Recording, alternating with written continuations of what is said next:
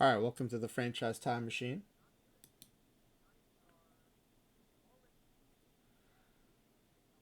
We are doing our traditional weekly post-TWIPT pack ripping stream. It sounds like Ezra Denny is wrapping things up, so I might wait until. Hey, late to hate. Good seeing you. It sounds like Ezra's about to raid in, so we're gonna wait till the raiders get here to explain the game in case anyone's new to it. But let me go ahead and put the go ahead and put a link to the pack giveaway form in here.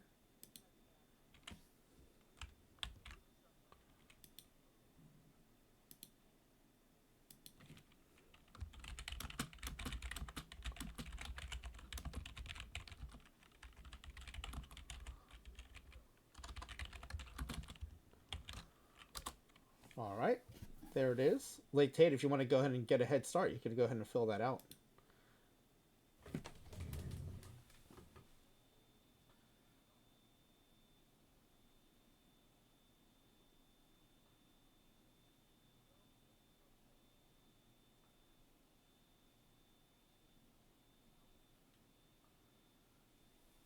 Again, Twitch is not letting me pin things, so I had to get my alt to pin that. Hopefully, it'll let us raid out at the end of the night. I never know, though. When this happens, I never know how the night is going to go. Earlier, OBS said my streaming key wasn't valid, so I had to go find my Twitch streaming key, and then I couldn't find where to enter it in. And I thought, well, let me just try restarting OBS. And fortunately, that worked because I still can't find where to enter in my streaming keys. It's one of those things you do it once and you never think you need to do it again. And so I had no idea. I have no idea how to fix that. If it persists, I don't know how to fix it. But it did seem to work tonight, though.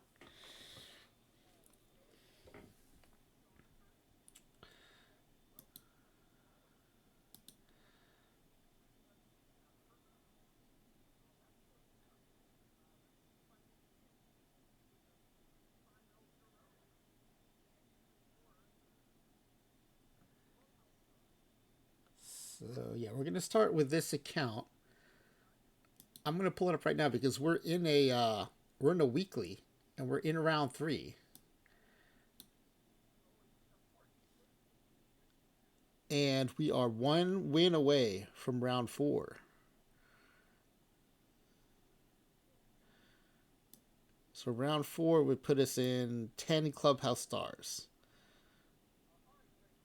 Man, it's hard to get clubhouse stars in these weeklies, huh? I just realized that.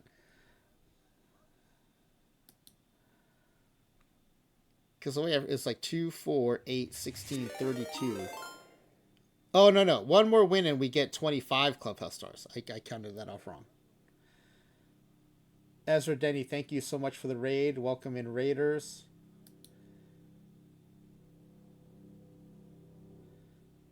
As usual, I was watching your stream, Ezra.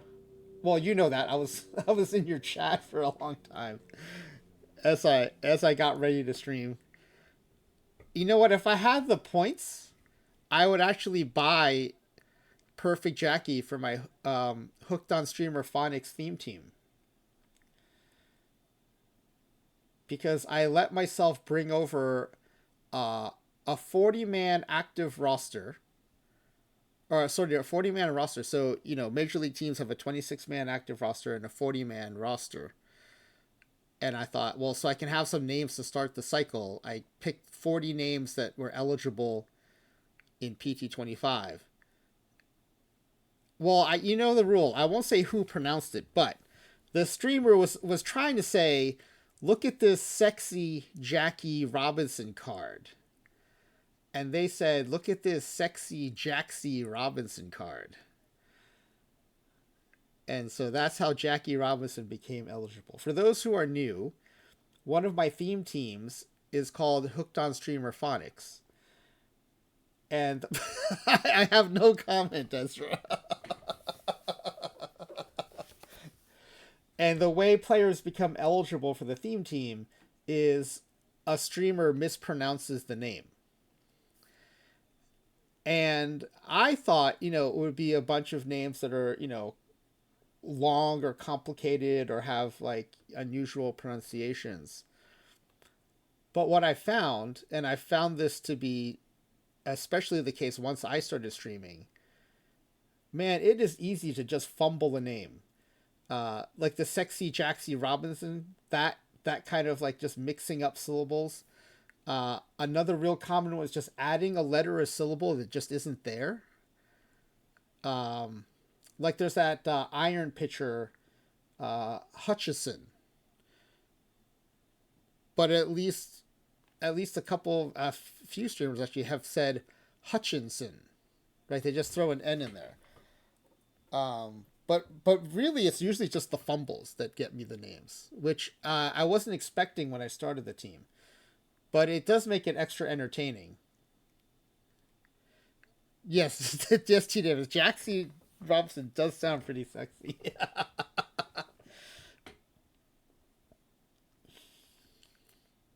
But yeah, if I had the points, I would buy it from you, Ezra. But I don't think I have the points. So tonight, as usual on Thursdays, we will be doing our post-TWIPT pack ripping. The reason this came about is because I ended up with way too many unopened packs at the end of PT25. You know what? I wonder if there wasn't a little sexy Rexy Huddler also kind of in the back of the brain working its way into that one too. A similar fumble was Randy Johnson is surprisingly eligible for the team. And I think whoever said it was mixed, like was about to say Jackson, Randy Jackson, and ended up saying Randy Jankson. And we started spelling it Janxon, Jankson. But that was definitely like a little Randy Jackson working its way into the Randy Johnson name. Anyway, I think it's a fun theme. I was hoping it would be accepted in the spirit in which it was offered, which is something fun for the streamers and the community. And I think for the most part, it's been accepted that way, which I appreciate.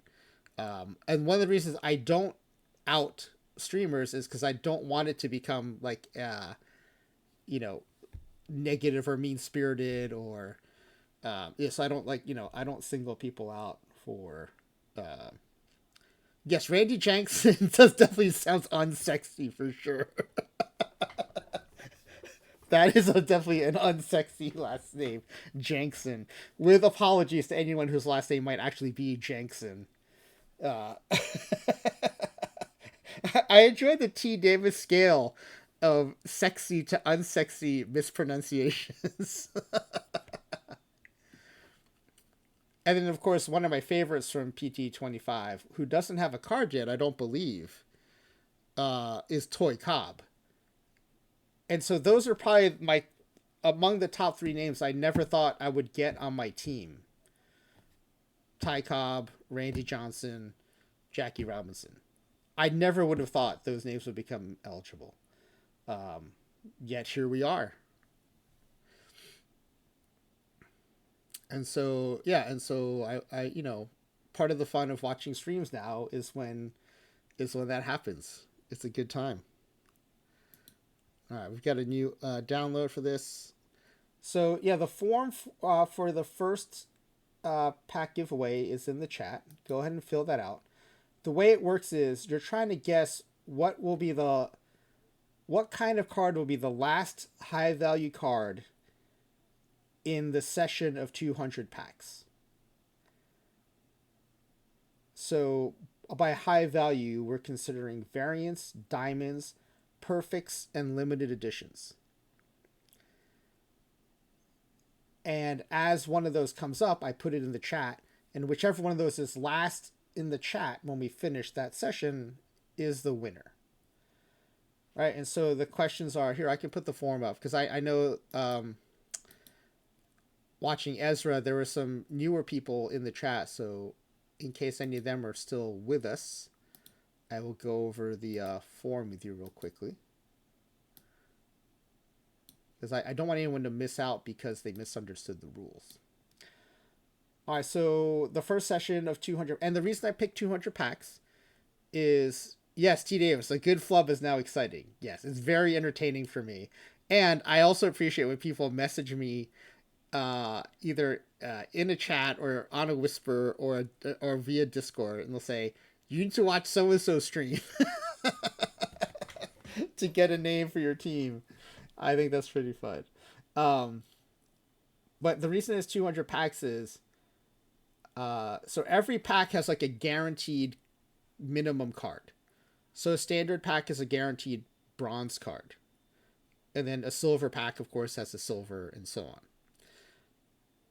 I used to think that meant a standard pack had 6 chances to get a perfect card. But it turns out it means you get a bronze card and then 5 other cards. So each standard pack has 5 chances at a perfect card. Because the one of the 6 is already defined. And so 5 chances times 200 is 1,000 chances. And the published odds of getting a perfect card in Perfect Team are 1 in 1,000 cards. So that means the expected value for each session is 1 perfect card. And it just seems like an easy way to keep track of like, oh, okay, well, that session we didn't get a perfect card, or that session we did, so we're either at or under expected value, or sometimes we get crazy lucky and we might get 2 perfect cards. But that's the reason why it became 200 packs. And so, OOTP login ID, for those of you who are new, it is case sensitive. It is important because that's how we would get you your packs if you win. So it's really, is it going to be a diamond, or you get the entire bucket of perfect, LE, or variant? And then will it be live or historic? Will it be a position player or pitcher? And it's whatever is on the front of the card. If it's a two-way player, it's whatever is on the front of the card.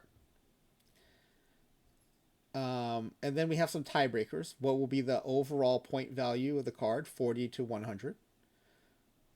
What will be the first attribute on the card? If a pitcher, that's its stuff. If it's a batter, it's a contact. So that number, I don't know that there's a ceiling. I guess technically the ceiling is 550. And then the last tiebreaker is the last value on the card. So for pitcher, it would be the control rating. For the batter, it's the I rating. And so that's how we play. I'll give you all a little while to fill that out. I know, especially if you're new, you might want to think about it for a little bit. But here's the thing. We just advanced to round 4, which is cool. That means 25 clubhouse stars. Because round 4 is a round of 2, 4, 8, 16, 32. So that's 25 clubhouse stars. Let's see who we're going to play.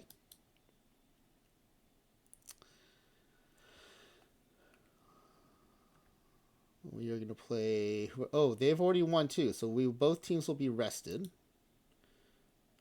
The Toronto Clowns of third one. And I don't know who third one is, but they have drafted a pretty good team. Look at... Now, when I see batting averages this high, I'm assuming in round 1, they played against a Gym Unknown team. So while we're on their profile, we can hit info to see their... Yeah. And see, they beat a Gym Unknown team in round 1, which is why their stats are so high. This is also why, for streamers who do analytics, these Gym Unknown stats really throw off your analytics, because if you look at, just the lineups, like the reason I noticed it is because half of their entire lineup is hitting 400 and half their lineup is hitting 500. That usually only happens if you've played a team of Gym Unknowns. And so if you can imagine, this would throw off the statistical analysis of these cards, right?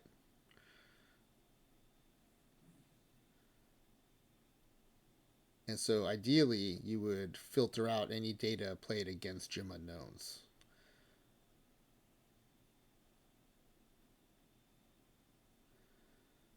But we can see, okay, their bullpen is rested. Well, yeah, everyone's going to be rested. Now, here's the thing. The reason I try not to forget to draft or enter a roster is not only just to throw off anyone who's trying to data analysis on it, but they're going to have a bunch of batters that are on fire, right? They're going to have the hot streak because they're going to crank up their stats and it's going to look like they're on fire. And so I noticed this the other day. Like I had played a team of Gym Unknowns, but in my next series I had a bunch of players who were on fire, on hot streaks, because they had, just dominated a team of Gym Unknowns. And so, I feel bad like ruining the data for people. I also feel bad giving like the next round's opponent a disadvantage by having to face a bunch of players who are on a hot streaks.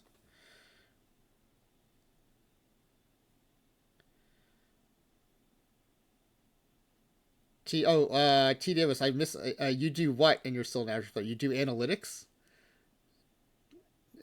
Do you do analytics? I forgot what I said that you might be responding to there. But they've already played 2 more series since then. So whatever hot streaks they have are probably legit hot streaks from actually playing real teams. But yeah, so both pitching staffs will be rested, both lineups will be rested, which is good. Be strength against strength. Oh, and remove all Gym Unknown teams. Yeah, yeah, and that must be pretty challenging to remove because it's not just removing the Gym Unknown teams. You need to remove any data generated against Gym Unknown teams, and I would think that's the harder part. Because removing the Gym Unknowns is not that hard, I would think, but it's the data against Gym Unknowns that's hard.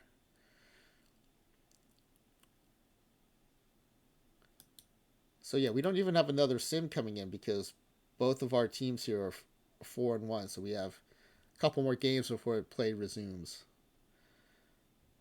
Let me see if I recognize any of the names of the teams that are left.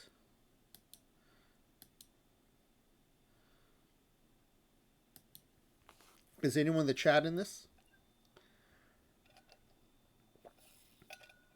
This is a Thursday night. Put it in the books.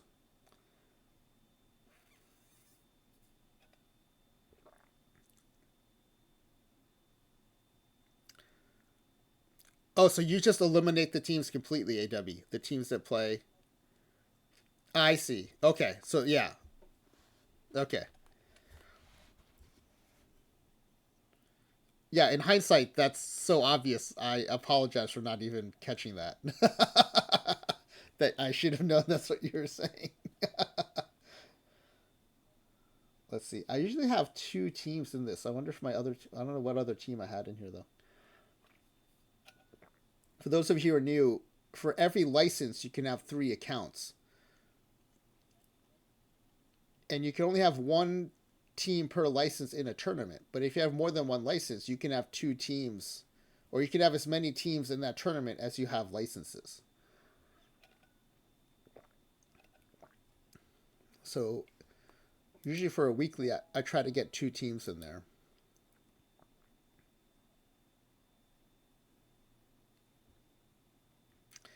If you haven't already, go ahead and fill out the pack giveaway form that's pinned to the chat. And then we'll start ripping packs in a few minutes here. And then we'll have another session afterwards, so you can always get in on that one if you missed the first one. Hey, look at this. This team finished 78th in PT Live yesterday, top 100. Nice. And I don't have many perfect live cards, so that's pretty good. For me, that's pretty good. Also noteworthy, the only reason I'm doing well in this perfect draft is it's a double PD. I am terrible at traditional perfect drafts where you get one perfect, one each for 2 diamond rounds. For whatever reason, my brain does not know how to draft those teams. But the double PDs, all of my wins and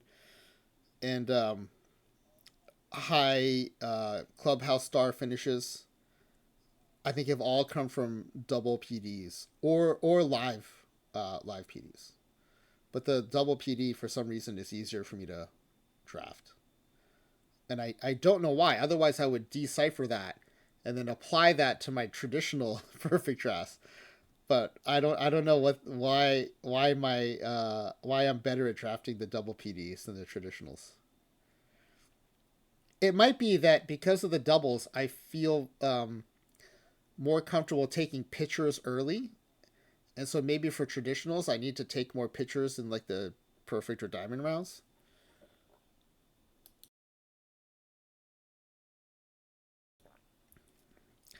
But I typically don't do that in traditional perfect drafts, and maybe that's the problem. You know what I should do? There are certain players who are really good perfect draft players, like Mr. Audit and McCadcar. I should start looking at their rosters and just see how often they're taking pictures in those first 3 rounds of perfect drafts. I suspect that might be why I'm not doing as well. Is that I just don't do that enough. I don't know, AW, you're pretty good at traditional PDs, right? Do you take a picture in the first 3 rounds usually? I mean, I know. Of course, it depends on who you get, but is that something you typically look for?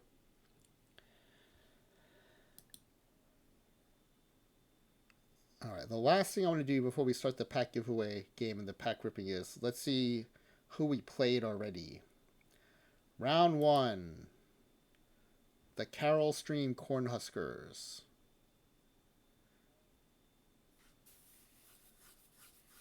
Don't know this team. They did play. They had a roster. They went pitcher and batter in their perfect round. They went 2 pitchers and 2 batters in their diamond rounds.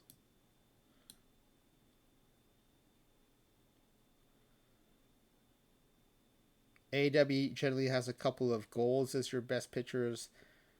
Texican will only take pictures of their top guys.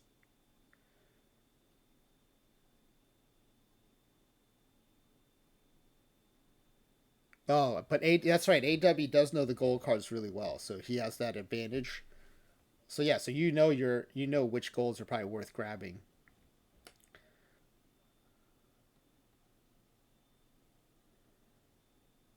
Avstar's Game 7 gonna be fun or horrible depending on the outcome.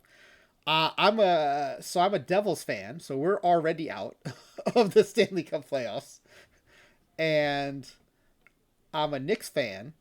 And spoiler alert, the Knicks advanced today, so I'm pretty excited about that. And you know, it got me thinking.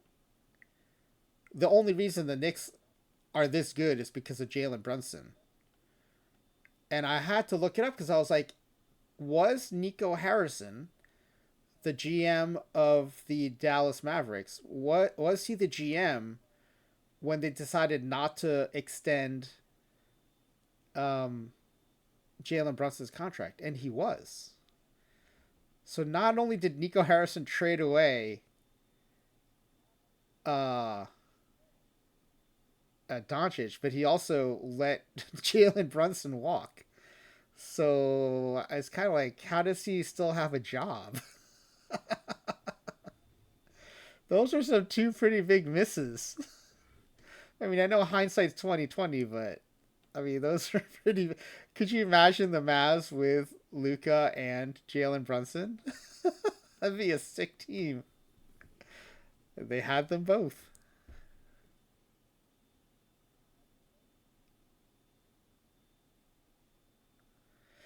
Yeah, Texan. I think that's why I'm hesitant to grab starting pitchers in the first 3 rounds because they only play every fifth game. But then again, they could have a huge influence on the games they play. So that's the kind of balance I'm trying to manage there. And I think mentally, when it's a double PD, I'm like, well, I have two of these, so I can use one on a pitcher. I feel I use them less preciously, I think, for the better.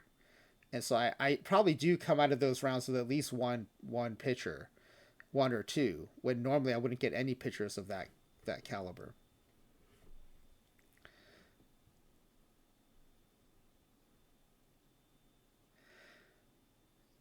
Oh, I missed that the Kings and Lakers are knocked out already.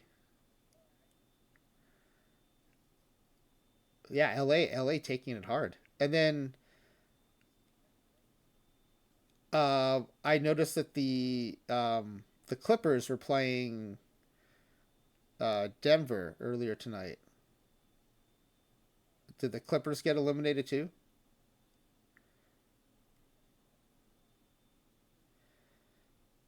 You're having buyer's remorse on Luca. Well, part of that though, right? Though, is like Reeves was already on the team. Who knows if they'll? I mean, and they did extend him, but part of it is like they're plugging him in, right? They haven't really designed the roster around them, so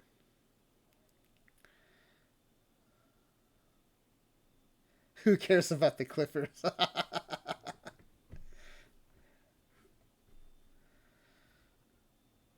So yeah, I'm surprisingly still interested in the NBA playoffs because the Knicks are still in it.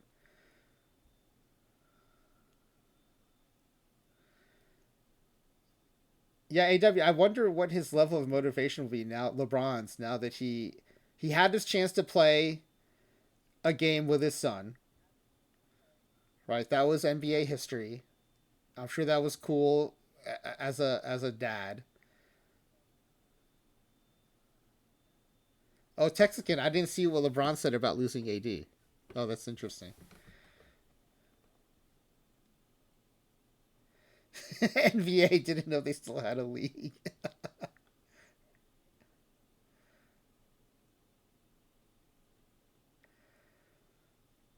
But yeah, I'm sure. I'm assuming the Knicks run will come to an end though, as they face the Celtics next. But it's been nice having them be competent in the playoffs, and frankly, just making the playoffs. It was cool. All right, so anyone who's joined the stream in the last few minutes, there is a pack giveaway form pinned to the chat. It's the first of two tonight.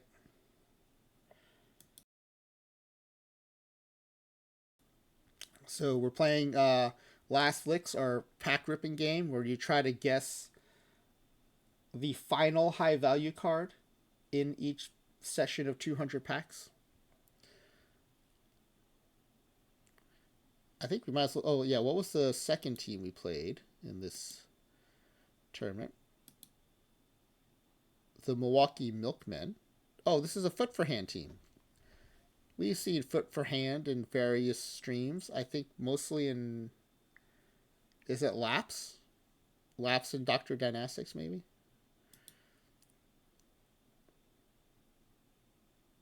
So we just exchange wins and losses with this team. This is their view. This is their calendar. So we won game one, lost game two. They won game two. We won game three. They won game four. So we just alternated wins with them. So that, yeah, because we went first, we were able to win in six. And we've lost game one. Oh, it took 14 innings though. So that means, I mean, at least we're competitive. It was a close game. It took them 14 innings to beat us. So hopefully that means we have a fighting chance in this series. In series number 3, it was the Henry Murder Hornets, B Team Bomber. I saw that it was like a B logo. I thought maybe it was another AW alt, but it was not.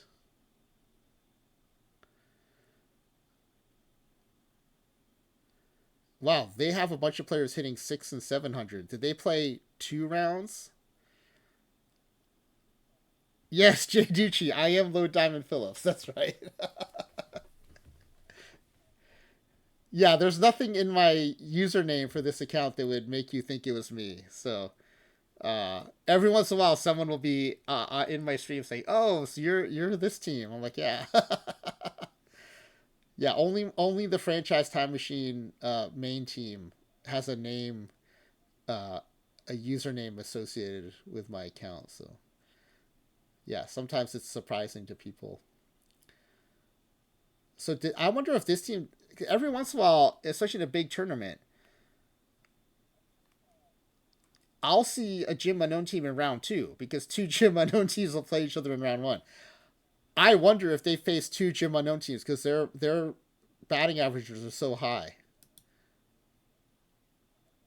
Look at that! I called it. They face back to back Jim Unknowns.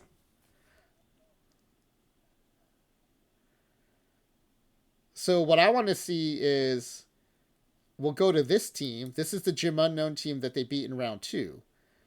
And that means they played Jim Unknowns in round one. And Jim Unknown versus Jim Unknown teams games are super interesting to me. So check this out: 50 to 49, 42 to 34, 27 to 36, 18 to 27, an extra inning 47 to 52 game.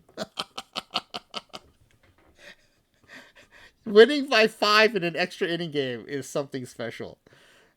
46 to 29 and 28 to 18. It's like Big 12 football. So let's open this up. Look at this win probability chart.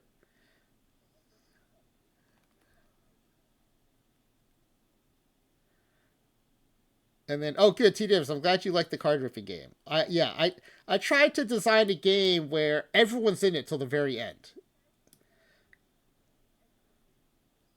So here we go. We've got 8 for 10 with 11 RBIs. Is this Jim Unknown?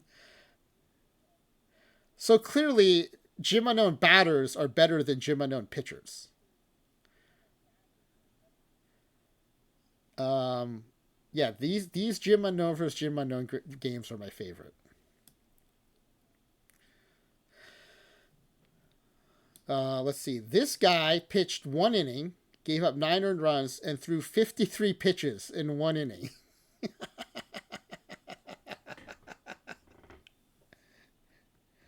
This swinger had 0 innings pitched, 8 earned runs, 32 pitches, an infinity ERA, but there's no infinity symbol, so he gets a 0.0 ERA.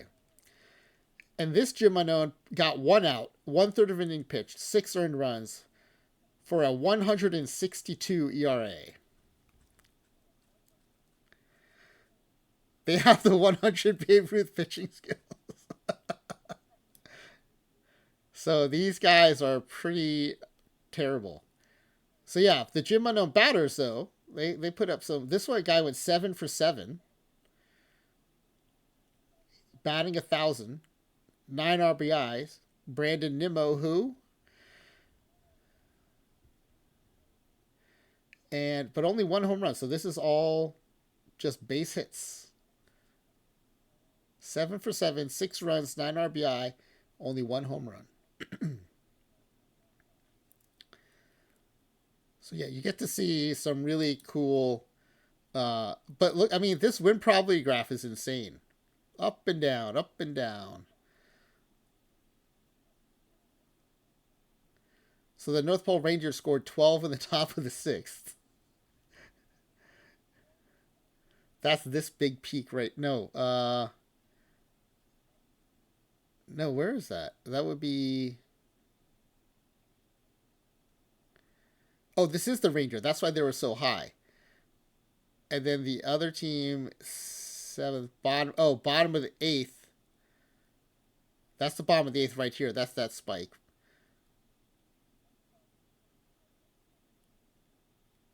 It's a good high school basketball score. That's true. Between that and the Big 12 football score, those are both really good comparisons. They had sack bunt grand slams like the Little League home run.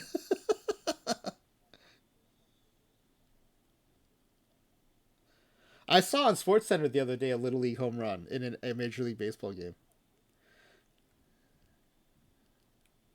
Yes, the game-winning safety here in the bottom of the ninth. Right. Oh yeah, I want to see the 5-run extra inning game. Oh, they scored 6 in the top of the 10th, gave up 1 in the bottom of the 10th. The only reason it even went to extras is because the boomsticks scored 12 in the bottom of the ninth. Oh my god. These are amazing. All right, let's see. Oh, this guy went 10 for 10 and still didn't have as many RBI as Brandon Nimmo did the other day. Two guys here, though, did 12 RBI for this guy, went 11 for 12. Yeah, I know. That the one extra point, if they made the extra point in the bottom of the ninth, could have prevented the extras. Could have prevented overtime. We got a college football kicker situation here. And then let's check out these pitchers. Oh, a 243 ERA. 1/3 of an inning, 9 earned. Did anyone get no outs? And no. At least everyone got 1/3 of an inning.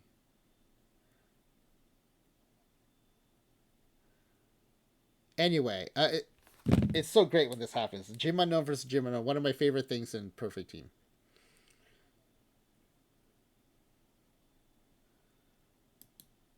In fact, I'm going to get a screenshot of that win probability graph from game 1. That was so good. That's pretty awesome. If you don't know, F12 screenshots your OOTP screen. It's a super convenient I guess a hotkey you would call it.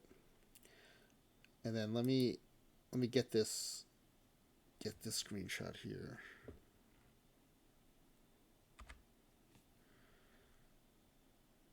Hey, Jelly Sports. Yeah, this is a Jim Unknown versus Jim Unknown game. Crazy scoring swings. Yeah, even this one has some big swings here. This is 6 touchdowns to 5 with a missed extra point.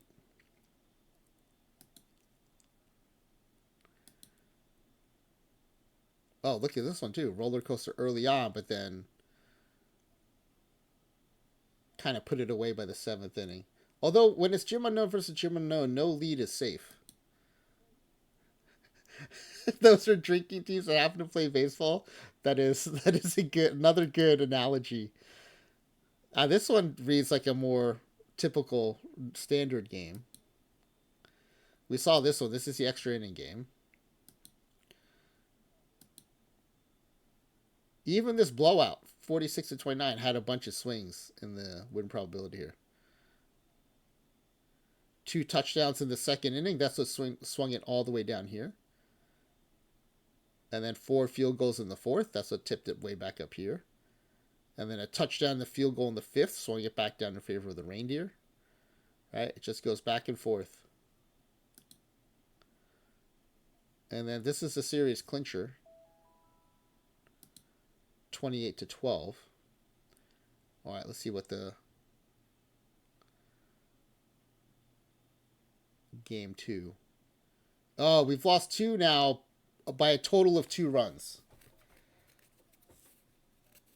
We lost game 1 in extra innings by 1 run. We've lost game 2 now by 1 run. And they scored the second run in the bottom of the 8th. So look, it still means I feel good about our team, but we're starting to run out of games here.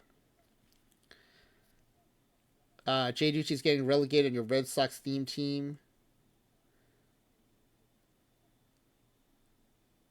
In the low silver. Oh, am I in that? Which team is that? Is that this team?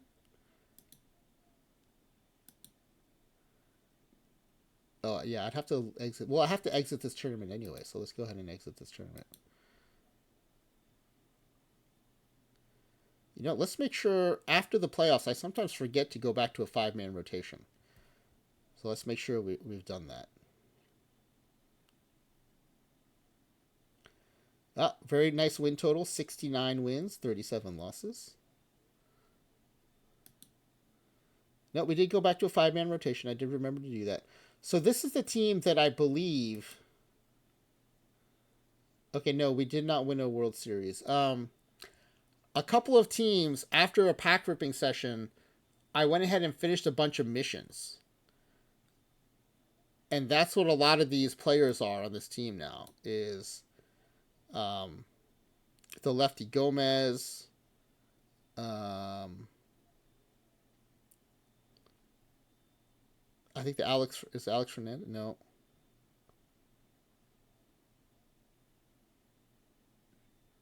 but on the batter side, I think most of the lineup is Giambi. I know is Baez is Buddy Bell. I know is Nomar was a lucky pack rip. Pesky is a mission. Thond is a mission. Downing's a mission. Frank Howard's a mission. Tim Raines is that loyalty pack. Finley's a mission. Yeah, so a lot of these were just missions that I finished. The Red Sox that play are all middle infield. So am I inadvertently in a theme team league?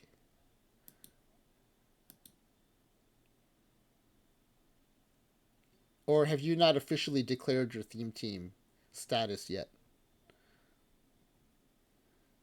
Because is this you? But you're not a TTC yet?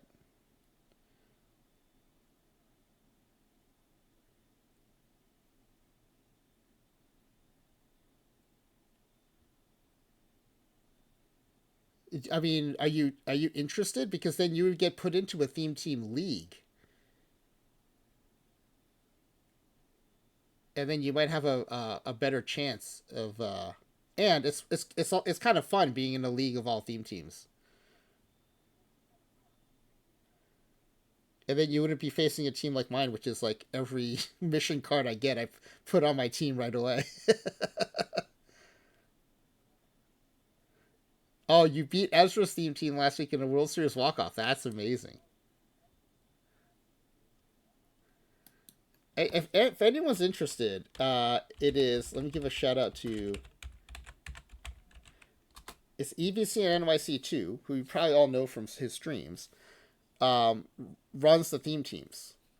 So you just need to get in touch with him, ask for an invitation to his Discord, and he will give you all the information you need to sign up your team to be in the theme team crew. And you just have to update your friend settings, and you'll automatically get put into leagues that are all theme teams, or as many theme teams as possible. By the time Perfect Team 26 is like fully underway, at least at the lower levels, those will almost be all fully theme team leagues. Unless you're like the 31st or 32nd team, then the overflow goes into another theme team league, but there's not enough teams to fill it, so then you'll be in with mostly other regular teams. Yeah, you don't have to do. You just have to do the friend setting update once at the very beginning. It used to be like every week you have to do all these things to make sure you're in a theme team league. But OOTP developments changed that, and then they gave Laptop Hound, who does the PAX only team, and the EVC NYC access to that functionality, so that they can keep their teams organized, and it's been really nice. So yeah, send him a whisper, or if you can connect with him on Discord, send him a message on Discord, and EVC will give you an invitation to his Discord server, and then from there, like there's a channel specifically for entering new theme teams,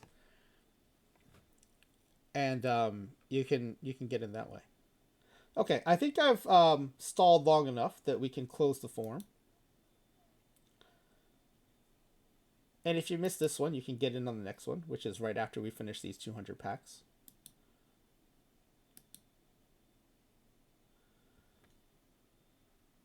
All right, so the form is closed. Let's take a look at what the guesses look like tonight. I'll put it in the stream as soon as I resize some columns here for visibility. And I only show the Twitch ID, just in case. I don't know if everyone wants their OOTP ID shown, but I figured Twitch ID is fair game because that's what your public face on the stream is. So I do show that. All right, so here are the guesses. It makes a little more sense if we do a quick sort.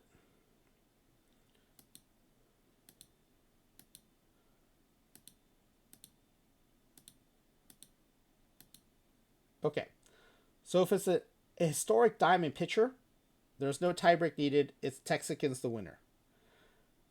And if the last high value card we pick is a diamond live position player, it's Flying WV. Now, if it's a diamond historic position player, Late to Hate and Justin Silves both guessed 93 overall. So then we'd have to go to the contact rating. Lower contact, Late to Hate. Higher contact, Justin Silves. Now for perfect LE or variant, if it's a historic position player, T. Davis has it. No tiebreak needed. If it's historic, at that point, it doesn't matter if it's pitcher or position player because you both guess pitcher. So that's a tie. So any historic, perfect, LE, or variant, basically any lower value card is AW. Any higher value card is going to be Alf 13 Brown. And then for live perfects, again, it doesn't matter if it's pitcher or position player because the only guesses were for position players. So any live perfects. Well, now here's a problem. Jay Ducci gets live perfects, but gets the 71. You'll get the hang of it, Jay Ducci, once you start playing this a few times. Yeah, but there are no live variants. The variants are only historic. If only Rev Jr. could be here, because Rev Jr. has done that before too. You'll get the hang of it. You'll get the hang of it. But yeah, variants are only historic. So there are no live variants. So the only live cards in the perfect LE or variant bucket are live perfects. So that means catering is going to take the tiebreaker here.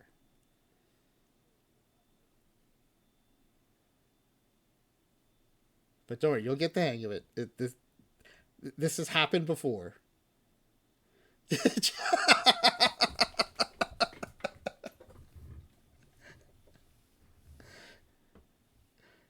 Okay, already did it last week. All right, so you know how this works. But this is it's kind of fun when we have a couple tiebreakers mixed in and a couple that are no tiebreak needed. All right, so we're gonna go in the order in the form. So we'll go to my Grateful Dead Balls team first. Let me put this back up and then switch accounts. For those of you who stream, I got some good advice early on, which is don't enter in your username and password on stream. Like, do that off stream. And it's because it's pretty easy to make a mistake and inadvertently start typing your password into the username field, and then everyone can see your password.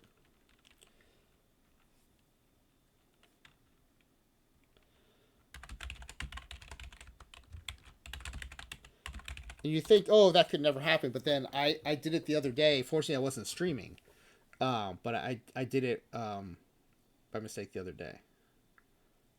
Okay, so this is my Grateful Dead Balls team. it's a theme team. It was a theme team in PT25. I haven't had time to do the work to get it qualified and make sure everyone on the roster fits the theme. So they're not a TTC yet, but they will be at some point. So we are in low bronze, 55 and 52. You can see we're still playing a bunch of iron cards, but some bronze, some diamonds mixed in. And yeah, a lot of these teams I just use for tournament play. So the league team gets neglected until, I start the theme team.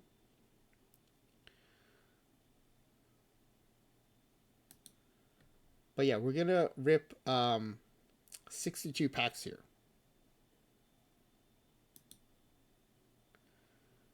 And so basically when we have 56 standard packs left, we will stop. So we'll start with the gold packs.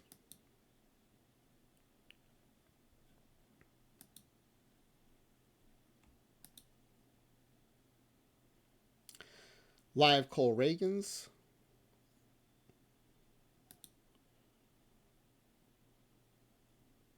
He is new to the team, so that probably helps with the mission. Alex Baum helps with the mission. This Grizzlonic is new to the team.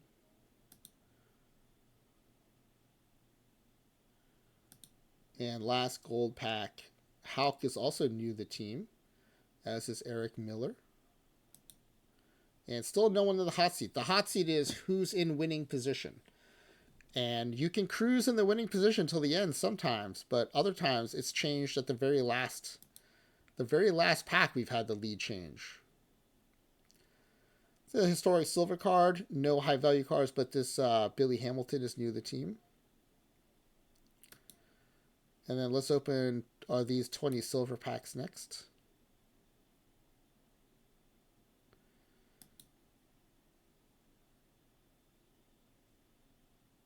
All dupes. This Acuna Future Legend card, super handy at the silver level. But is a dupe. 3 non-dupes though. That's pretty nice.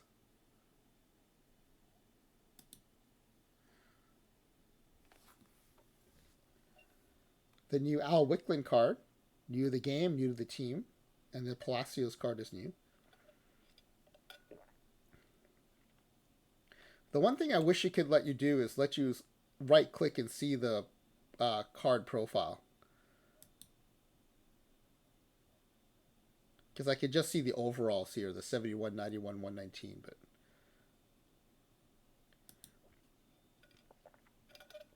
that's fun. We got a TWIPT card. 3 non-dupes in this pack.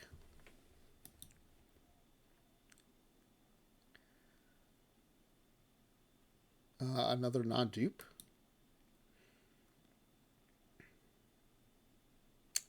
2 non-dupes. This is pretty lucky to have this many packs without dupes in them. And I jinxed myself, all dupes. Oh yeah, you know what I forgot to do? I need to turn on some pack luck. There we go.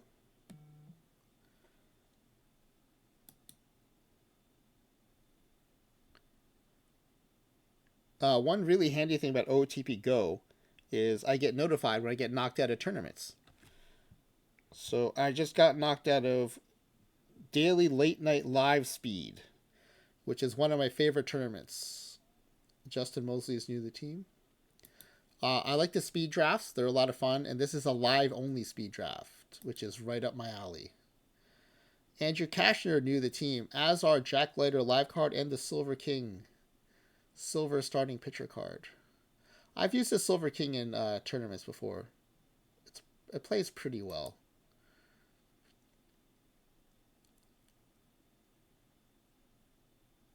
Lowenstein is new to the team. They're getting pretty lucky. Not a ton of all dupe packs. Oh, we got a bonus gold card. Wally Joyner is a dupe, but Bob Boyd is new to the team.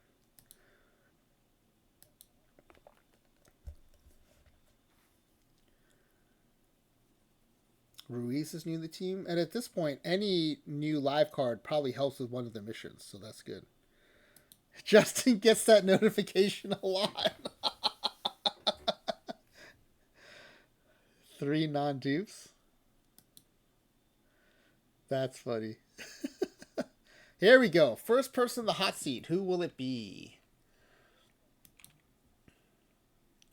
All right, so let me put the... It is Masahiro Tanaka. So that is... I'm going to walk you through this. It's a diamond. As I type in the message for the chat, it's a diamond, right? It's a historic. It's a pitcher. And so that...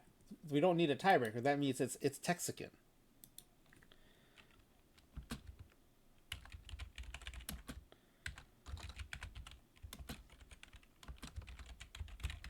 So Texican is in the hot seat. If we go the rest of the way for the remainder of the 200 packs without another LE, perfect, or variant, or diamond, Texican would win because Texican called the most recent high value card. Now that said, we're too far out, I think, for that to happen. But you are the first one in the hot seat tonight. And that Tanaka card might go right into the rotation for this team because it's a pretty bad team.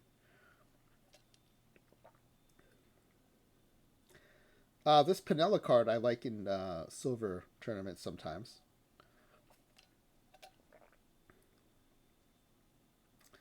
Justin says the way your packs have been ripping, Texican would win. Yeah, we've had people win from 60 packs out. That's about the longest. But we still have about 100, at least 160 more packs to go. So that's a long way to go. But I will say, anytime you've quartered a market on a space, right, on the pack giveaway form, right, like any diamond historic pitcher goes to Texican, that's a pretty good place to be in.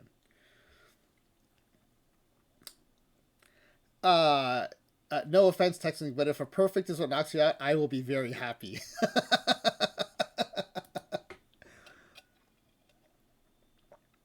And with PT Live going on, even perfect lives are worth getting. So, Tyler Houston is new to the team.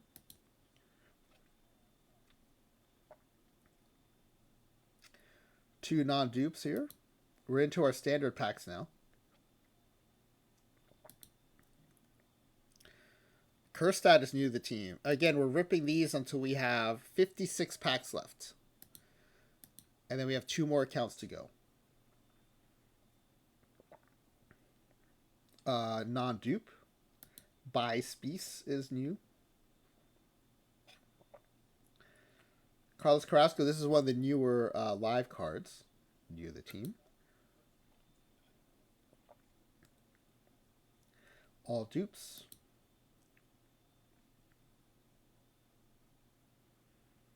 One non-dupe.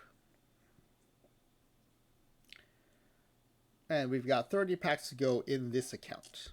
Mets legend Jason Isringhausen is new to the team.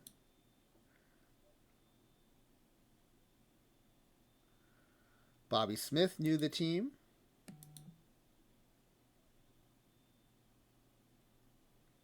Justin just finished reading a book on Babe Ruth. What a funny human. That man loved to party. Interesting.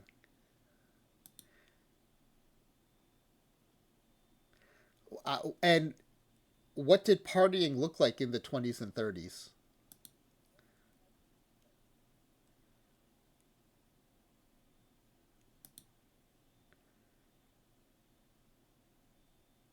A couple all dupe packs in a row there.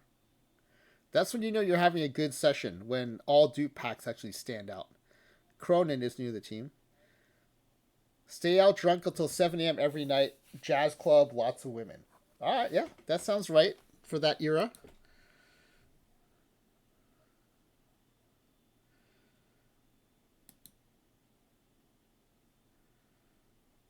Partying in the 20s was far better than the 30s and the Great Depression.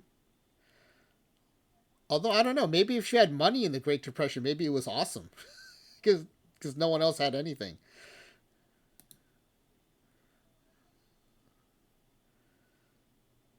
All dupes.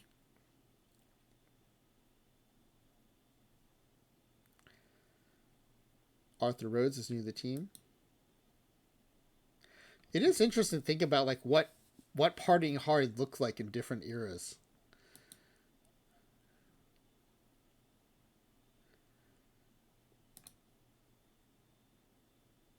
Like the underlying goals and behaviors are probably similar, but the way they happen is probably very different.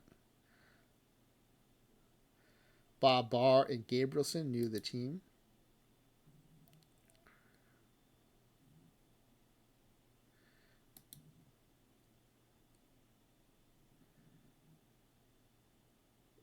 Three non-dupes, nice. They're smoking opium and don't remember. There's a goal. I don't know if you can see that, but when the stack is revealed, sometimes on the edge you can see, like I was able to see the edge of that gold card there, so I knew it was coming. James Wood knew the team. I think that just helped us finish the Nationals level 2 mission.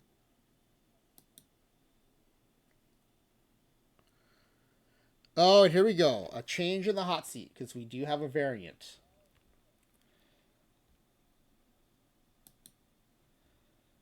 Unfortunately, it is not a live variant. It was one of those, yes, it's one of those historic variants. Alright, so let's go back to the form here. We've got a variant historic pitcher. So it's AW or Alf 13 Brown. And Mitchell is a 66, so that's closer to AW.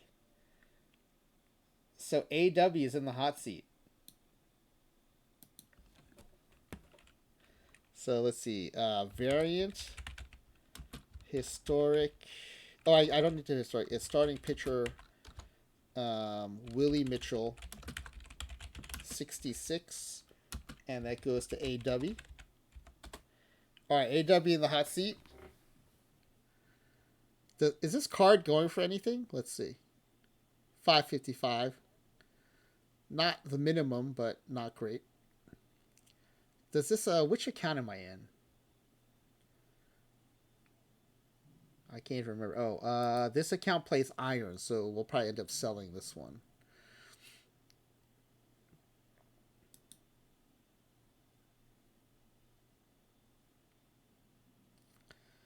All dupes. So we got 11 more packs to go in this account before we switch accounts. 2 all dupes in a row. Maybe we're tapped out in this account. Bill Foxon is new to the team.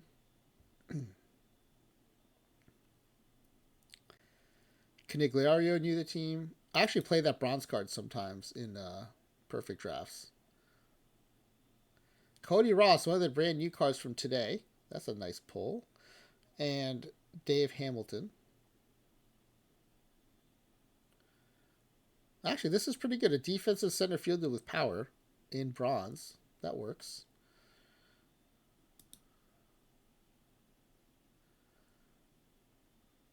All dupes.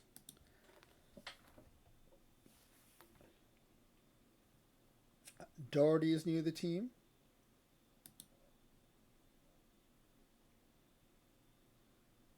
All dupes. 4 more to go in this account.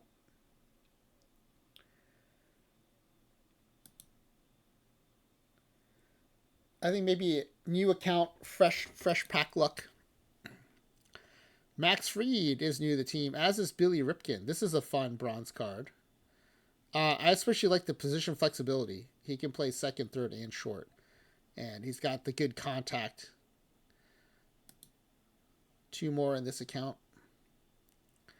Another gold card. Bill White is new to the team, as is Kevin Tapani. All right, last pack for this account, and then we're going to switch accounts. And an all dupe pack. That's a good sign to switch, I think. Okay, so next we're going to go to my Georgia Tech on my Mind account. This is also a former theme team in Perfect Team 25. I have not made it eligible yet for in OTP 25 or 26. Part of the fun is like doing all the research on who's eligible. So, oh, Rev Junior, you missed it, and while you were gone, someone has taken your throne for the live variant guesses. You've been superseded.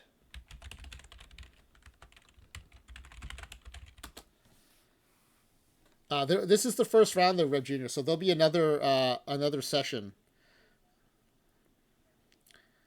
Oh, you know what? I am out of a perfect draft here, so let's go ahead and sign up for another one real quick. This is that notification I got earlier, so we were knocked out of this one. So let's see. I like the doubles and I like the lives. Let's do afternoon nap. Okay.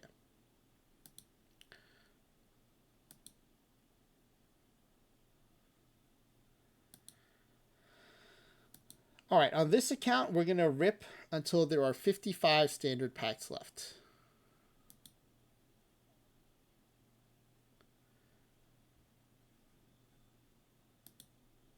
And let's see. I think AW, yeah, AW is still in the hot seat. Hey, Rev Jr. pulled the Suarez LE. Very nice, Rev Jr. Nice pull. That's a good one. That's a fun one.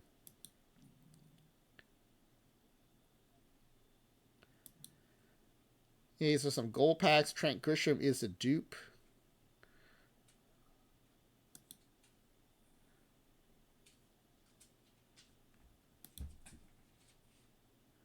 Steve Klein is new to the team. Has anyone had success with Steve Klein? I worry about these low stuff pitchers. They played all right early on in PT25. I feel like when I've used them, they haven't done as well in PT26. But I'm not an analytics guy, so I don't have stats to back that up.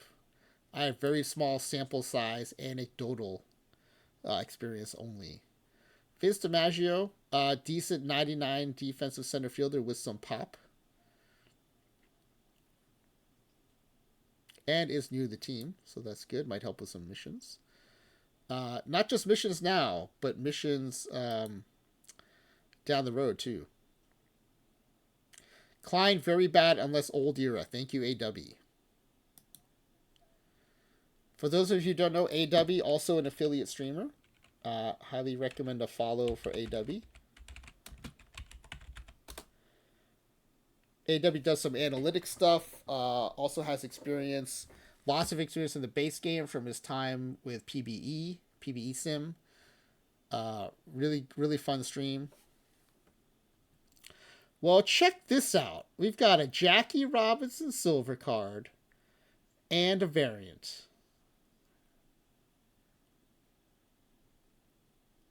So it could remain AW in the hot seat.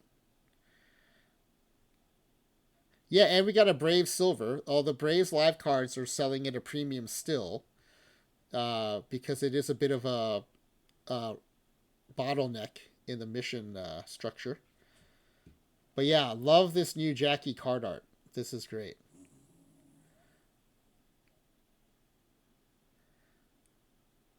Smith Shawver is like the highest silver. Yeah. Plus it plays pretty well too. I use it in live tournaments. And between playing well and being a bottleneck on the Braves mission, I'm not surprised. All right, let's see what we get here. Bob Carney. I mean, this isn't a terrible profile for an iron. Yeah, L10 is 943. But more importantly, what does that mean for the hot seat? It means variant. It is a catcher, so it's a position player. 55 means the oh wait, any historic position player is T Davis.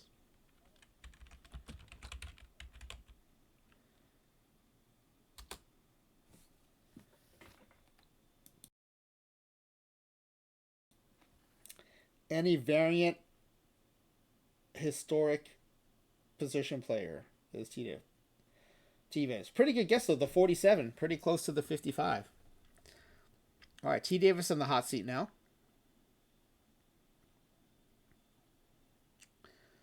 Yeah, that was a fun pack with the Jackie and the variant and the Schmidt Shawver. Yeah, Reb Jr. called it. That was a fun pack. Good pack. All dupes here.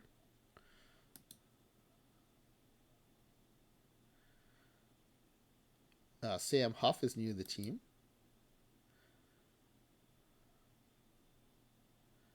All dupes. Cerruti and Clendenin are new to the team.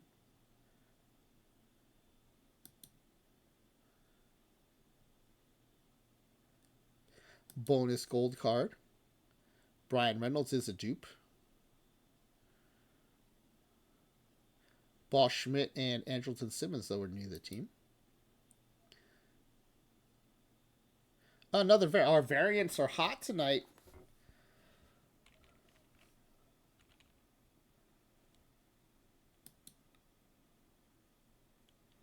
The Silver Dom DiMaggio. We got his brother earlier. This one's L10 is 1887. Pull a variant Ruth and then retire. So same thing, because it's a historic position player variant, it's going to be T Davis again.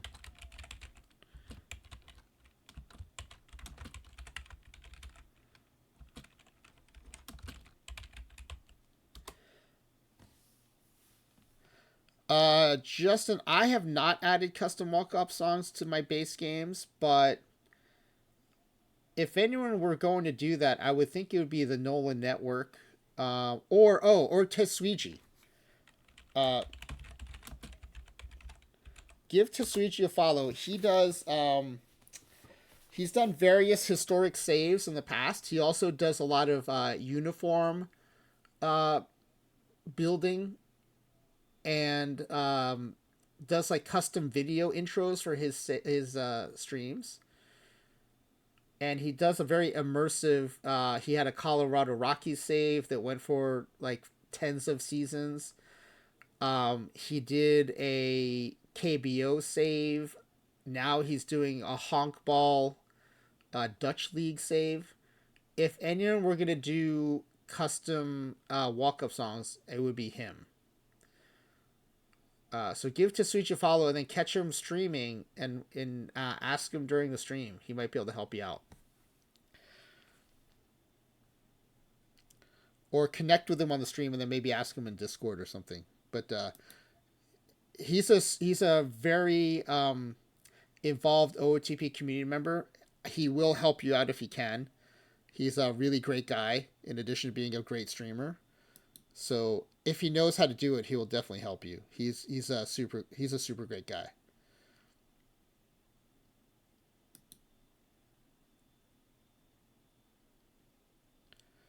All dupes.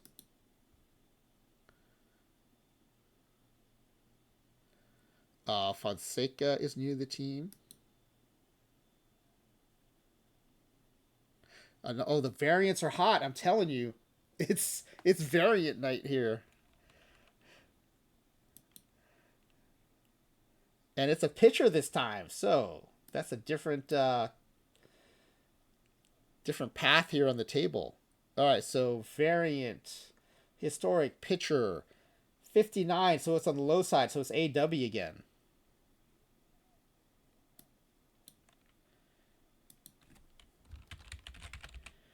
Variant, starting pitcher, Bozefield. Oh, this team plays Iron too. Perfect. We're gonna plug him right in.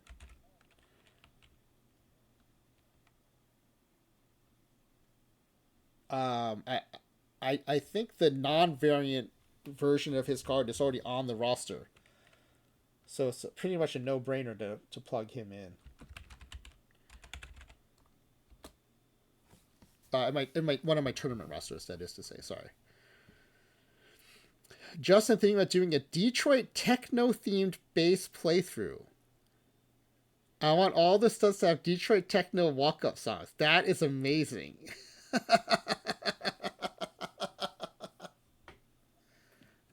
So if you decide you want to stream it, I think the way you're supposed to do that is you put the music on a track that plays on the stream but doesn't save to the VOD. Because I don't think anyone's ever gotten in trouble for copyrighted music on the stream. It's on the VOD, I think, it usually causes a problem. So you can stream it without saving it to the VOD and save yourself a trouble. But that sounds like a super fun theme team or a super fun theme playthrough.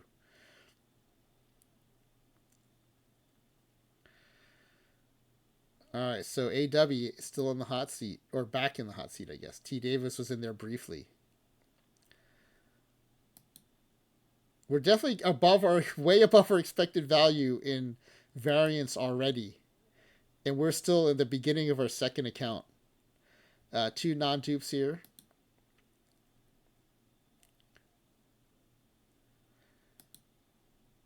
So I haven't had much perfect card luck this cycle in PT26.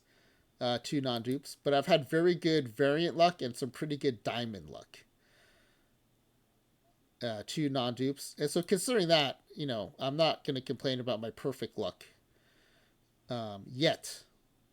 But I think this is the 4th or 5th session without a... No, we did get one perfect last session. I forgot about that. And here's a diamond. The hot seat changes hands again. All right, so it is a diamond historic position player. Right? The tiebreak, Late Tate and Justin both gets 93. So then we go to... It's a batter, so the first overall rating is the contact rating. Right? And Marcus Simeon's contact rating is 75. And that means the tiebreak goes to the low side, so Late to Hate gets that tiebreak.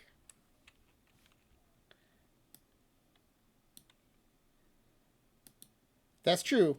Yep, variant luck definitely contributes to the bottom line. A lot of these will go straight to the auction house. So diamond, live, position player, Simeon 91, contact 75, so that goes to Late to Hate. We've had lots of people in the hot seat tonight. I feel like that makes it more fun. Now, this account, we are going until... I forgot, which account is this? Oh, this is the Georgia Tech on my mind. So we're going to rip until we get to 55 packs left. And then we have one more account after this. Rube Foster, new to the team. Rube Foster with an iron card this cycle. Mike Epstein, new to the team as well. Chuck Knobloch, a bronze Chuck Knobloch, new to the team. Tyler Anderson, new to the team. Man, lots of these non-dupe packs. That makes me happy. Buck Farmer and Craig... Oh, look at this. 3 non-dupes. This Craig Wilson with the sneaky catcher and sneaky outfield. And not just standing in the outfield, but 85 and 78 left field and right field. That's like passable defense. And an emergency catcher. This is a super fun card to grab in perfect drafts. These secret catchers will often bail you out of a perfect draft. When you forgot to draft a catcher, and you're in the late rounds and you realize there are no catchers left, and then you look and you see Craig Wilson is on your roster and can catch. That is a good feeling. Roy Smalley knew the team.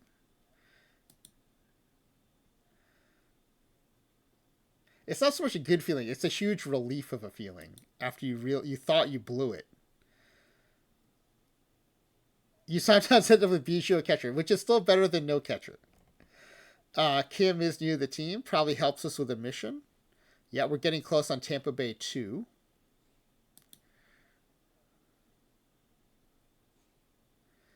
A one non-dupe. That's a non-dupe pack. That's all it takes. One non-dupe. Another non-dupe pack. Porto Carrero. All dupes.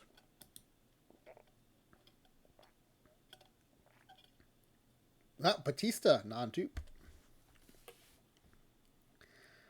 This Batista card, kind of fun with the crazy high power and the three position flexibility.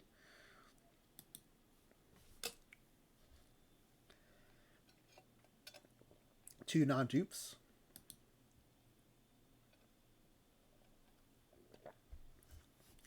All dupes. And then sometimes, Reb Jr., I end up with 3 or 4 catchers. Like if I end up having to take Piazza early or Basalo. Well, Basalo can play catcher this year. In PT25, he wasn't a great catcher. I'll often assume they're going to DH, and then so I'll take 2 catchers who can actually catch. There's Danny Graves. I think it was mentioned in the stream, but Danny Graves, the only major leaguer born in Vietnam. And John Cairns, who has a secret catcher ability, by the way. And when framing mattered more in PT25, he has actually crazy good framing. And so he was one of those secret backup catchers who would actually could help you out on defense. 2 non-dupes. It sounds like a lot of people are live specking Luke Weaver. We got Luke Weaver now. I won't say a lot, but I've heard his name mentioned in the live spec circles. Kevin Millwood is a non-dupe here. Actually, this seems like a passable cap pitcher. AW, do you use the 40 Millwood in cap tournaments? He seems playable. I mean, I wouldn't start him, but he seems like a decent 40 to keep the cap down. All dupes. Sandy Alomar, non-dupe.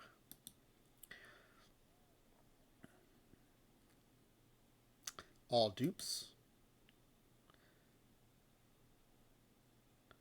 More dupes. Oh, that's true, AW. Right now with the live 40s are pretty good. There are actually a bunch of pretty good 40s and 41s. And with the live update, what AW is talking about is the live update's coming on Monday.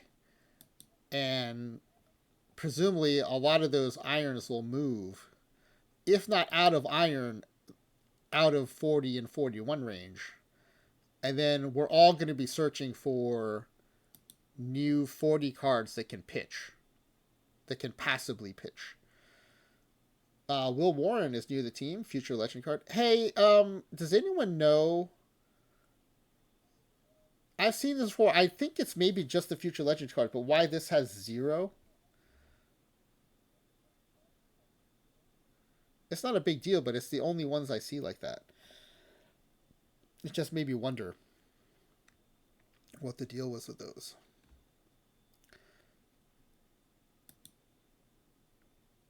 If you're never doing a perfect draft, Future Legends tend to have slightly better cards, but also more position flexibility too. Oh, thank you, Rev Jr. Oh, that explains it. Man, thank you, Rev Jr. That was a great answer. They have not made it to the majors yet, so there is no year. All right. Makes a ton of sense. Ron Davis non-dupe, as is John Neese, Mets legend, John Neese. All dupe pack. Yeah, just as we're getting to the end of this account, we're starting to get the non-dupe packs. There we go, another one. And we have 6 more to go before we switch to the third account for this Third and final account for this session.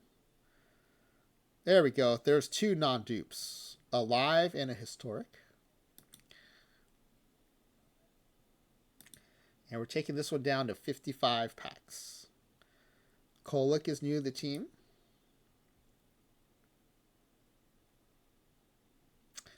Bump Hadley new to the team. This is a pretty decent silver profile, but this team doesn't play silver. All dupes with 2 to go.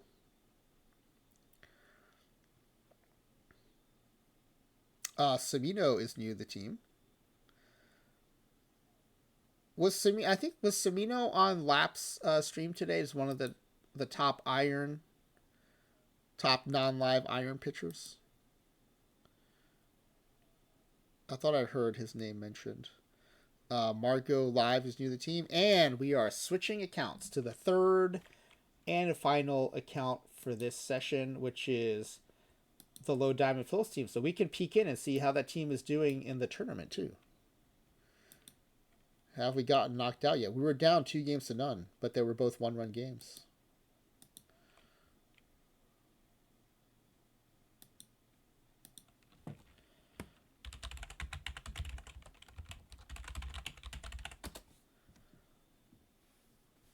Oh, we've been knocked out.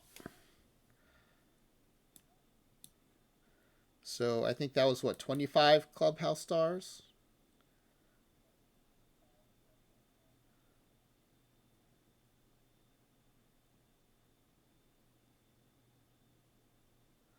Oh, we got swept. Okay, we kept it close early on, but we got demolished at the end. Let's see. 3-4 in extra innings, 1-2, 5-6, all 1-run games. And then finally our will broke and we just got destroyed. All right, so we are out of that. Our Clubhouse star total will go up to 530. I don't know what I'm saving them for, but nothing has really caught my eye. Oh, let's go ahead and fill up this perfect draft slot.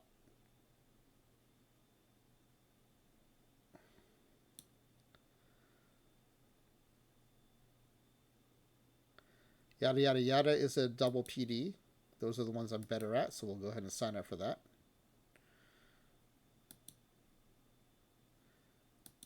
And let's see. In this account, we are ripping until we have 56 left.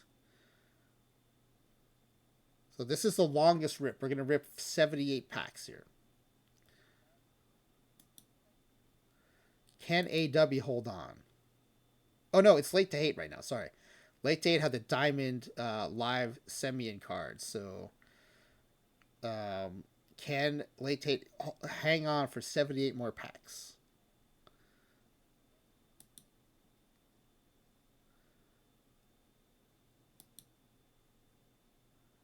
Bob Brenly, very good VR catcher. Wait, did I have that wrong?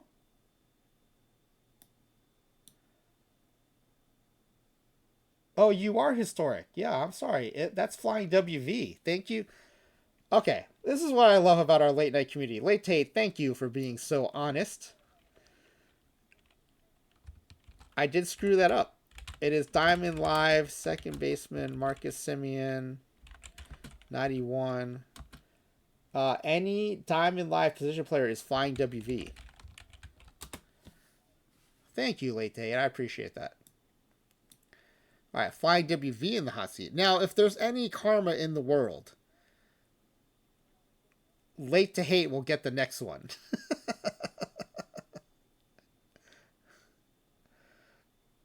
Well, let's see what happens. But yeah, this Brentley card, pretty good VR. Reverse split card.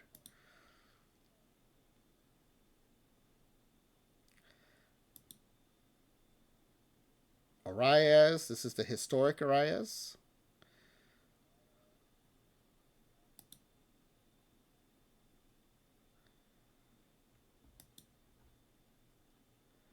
Cole Reagans, we just got him earlier.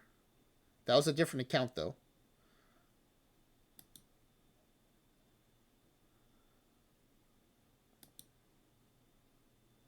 Dan Gladden, part of a 2 non-dupe pack. And here we go, a diamond. Fred Lynn is a gold. Now again, if there's any karma or justice, this will be late to hate. Oh, the Gladden card sells? Alright, thanks for letting me know that, J. Ducci. Logan Gilbert. It is a live picture. And actually, this is a good example of Flying WV has actually cornered the market on any live diamonds, position player or otherwise. So Flying WV is actually in a pretty good spot here. Diamond. Live. Pitcher. Gilbert. 95. Flying WV. And that is new to the team. That does help us with level 2 Seattle.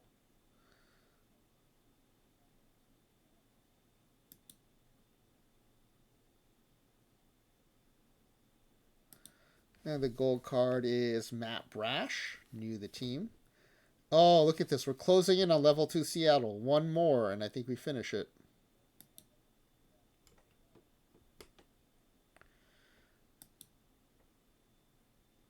Viz DiMaggio, we just got that on another account. Reggie Smith and Tommy Butts are new. Oh, thank you, Rev Jr. Sorry about that. For those new to the stream, unfortunately, I do that quite a lot. Fortunately, chat is on top of it, so I appreciate that, Rev Jr.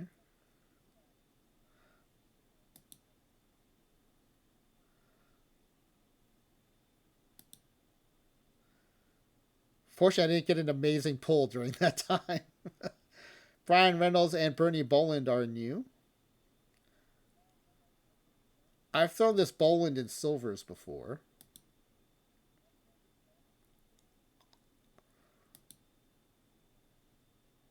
Baum is new to the team, as are Mixus and Right Noir.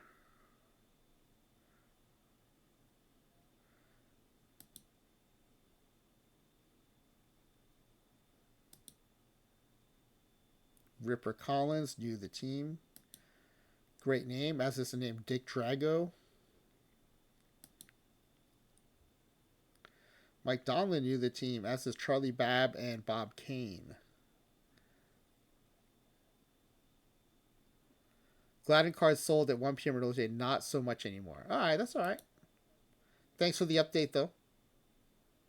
Oh, and the variant's still on fire.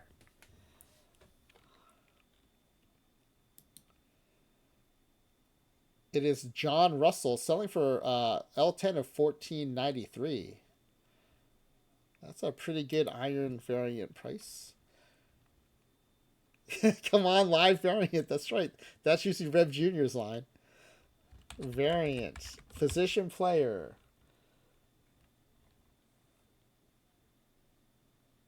So that is T. Davis.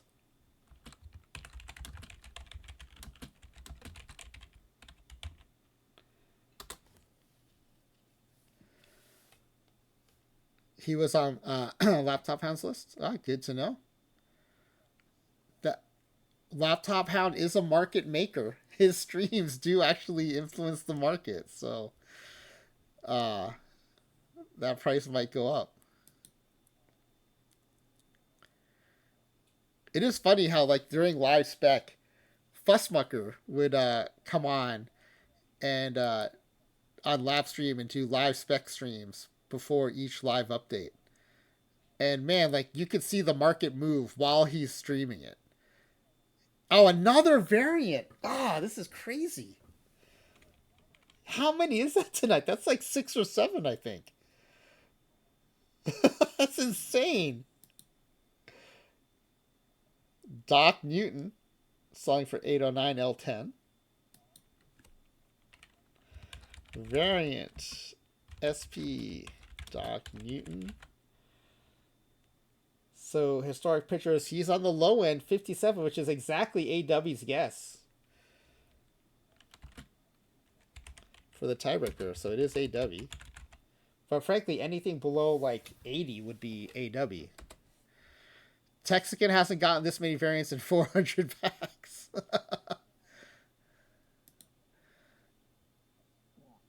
AW back in the hot seat. Alan Ripley, new to the team. A bonus gold card. Colton Cowser, new to the team. As is John Flaherty.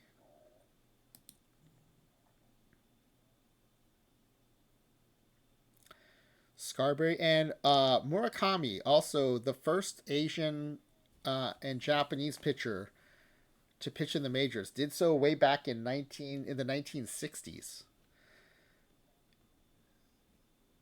So it was either 64, 65 or 65, 66. Pitched parts of 2 seasons before going back to Japan.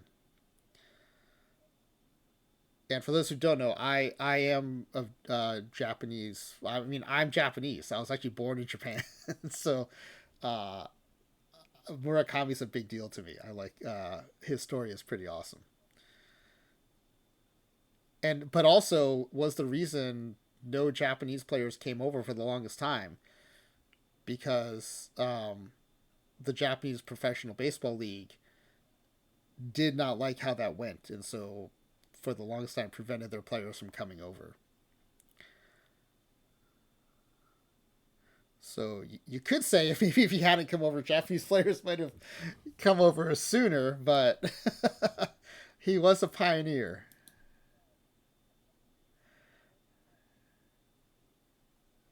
Glenn Hobby is new to the team. Justin says, good to see recently there's a nice bridge between the 2 leagues. Yeah, and I think MLB playing regular season games in Japan was a big deal. I think that relationship has become less complicated over time. No, it would be great though. Ben Joyce is new to the team. Is if the OOTP relationship was restored so that we can have NPB players in the game, in the base game. That would be awesome. And I know Tetsuiji, who I mentioned earlier, would be a big fan of that because he used to do an NPB save and stream it in OTP.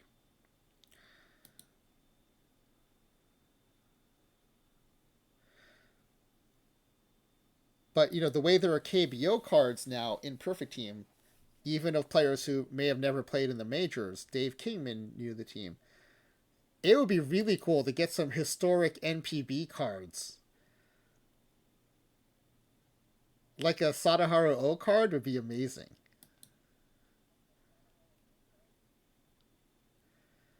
I don't know how that would work if that relationship was ever restored. At least with the NEL cards, like they are now, officially Major League recognized. Bob McDonald knew the team. Yeah, that's right. A real Ichiro rookie card would be amazing. Yeah. Or you could do, sets, right? You could have like a Nomo in Japan and a Nomo with the Dodgers card, or an Ichiro with Oryx and an Ichiro with the Mariners or the Yankees or something. Like that would be really cool. Yeah, there'd be tons of possibilities there.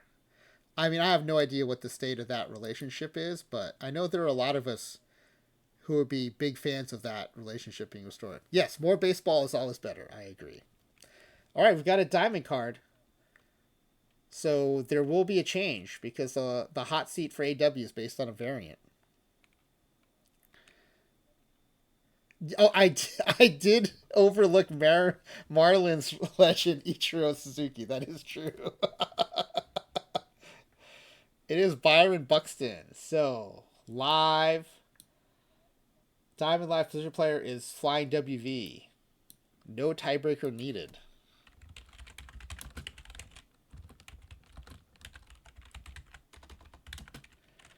What will be interesting is when we do the next round of this.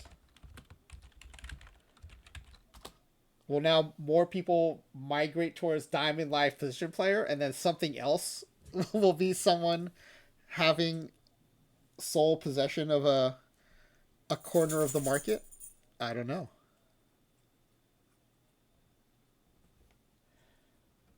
Well, we also don't need a tiebreaker because um, Flying W is the only one who gets Diamond Live at all. So whether it's a pitcher or position player, any Diamond Live, Flying WV is going to get. And so he's in a really good spot for this particular run.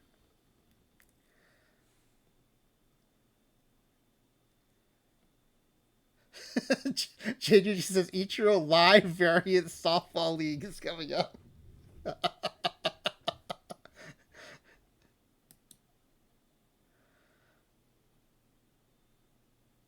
Oh, bonus gold and a bonus diamond. The gold is Christian Campbell, Georgia Tech legend. And the diamond is Felix Bautista. Again, Diamond Live.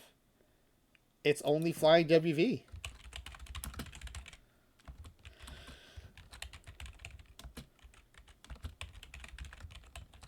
Now, does that help me with a mission? Baltimore level 2, 90% now.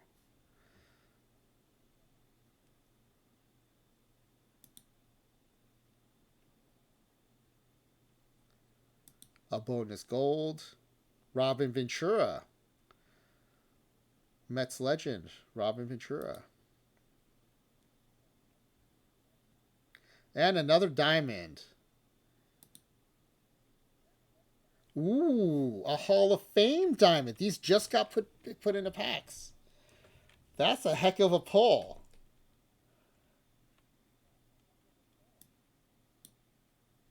Wow, that's awesome. Man, it's also cool having Hall of Fame cards that are not all perfects now. Having a high diamond Hall of Fame card, sweet. All right, let's see.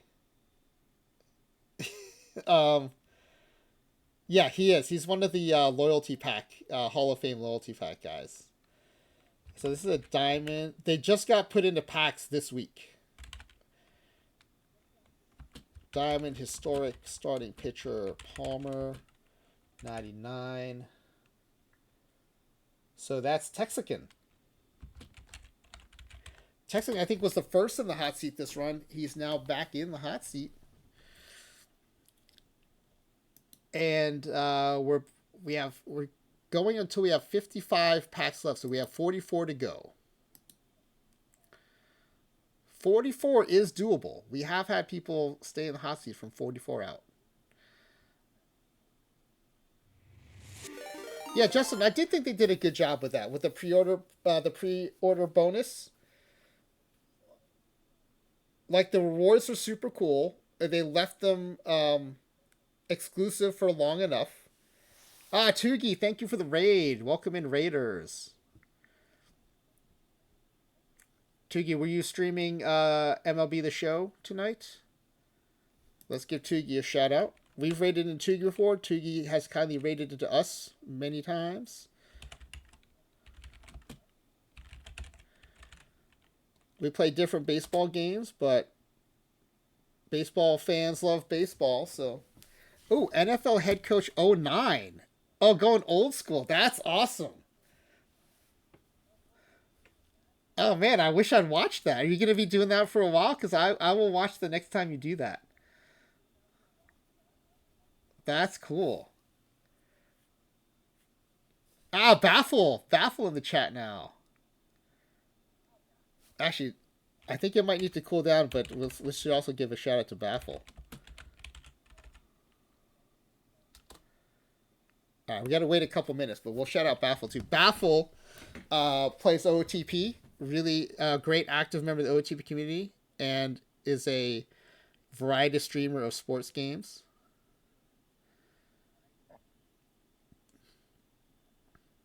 You're trying to get not fired as Raiders coach with Jamarcus Russell as your quarterback.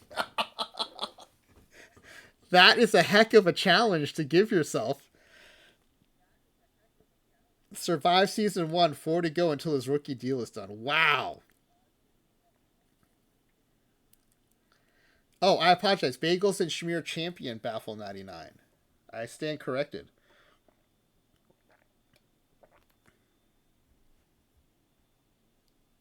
Russell admitted on a podcast that he didn't watch the film he was sent home with that were blank tapes. That's amazing. Russell Russell had 4 touchdowns and 14 receptions while McFadden ran the ball 400 times. That's awesome. I don't know about the rest of the chat, but I'm also a fan of sports ball in general. So hearing about a fun NFL sim is also interesting to me. So I appreciate that. So we're doing a pack ripping session tonight. These are the packs for the perfect team side of Out of the Park Baseball. Usually I'm streaming what's considered the base game or the historic side, where we do all kinds of experiments or historic simulations. But tonight we're ripping packs for the online competitive side.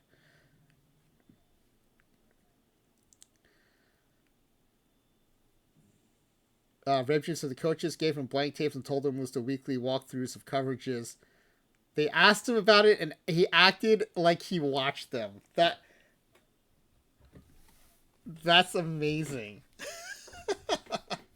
There's a bit of a reference to that in Draft Day, right? But it wasn't game tapes. It was didn't they like tape money to the last page of the playbook or something?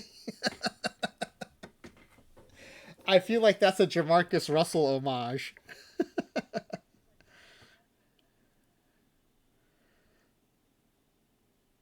Rob Ryan led the defense, was second best in the league. I mean, that goes to show you the importance of defense. So our big moment of excitement is I pulled this Jim Palmer Hall of Fame card, which was exclusive to the loyalty packs that were available at the beginning of OOTP26 in March. And they just got put into packs recently so that anyone can now pull them. And we just pulled one, so that's pretty cool.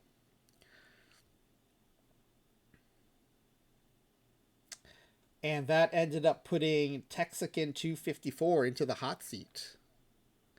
We're playing a little guessing game as well, where we try to guess the type of card that will be the last high value pack or high value card in this session of 200 packs.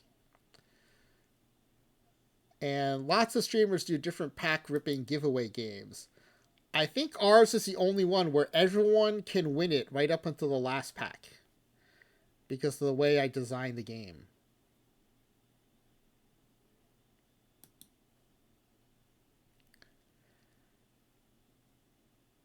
Two non-dupes here.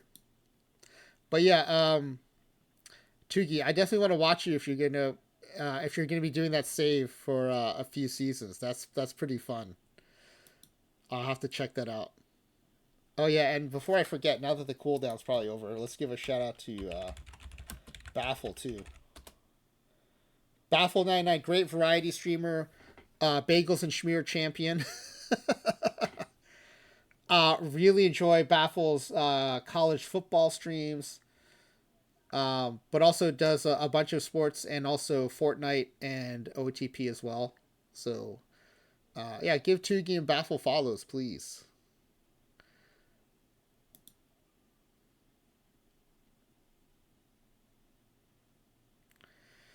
All dupes.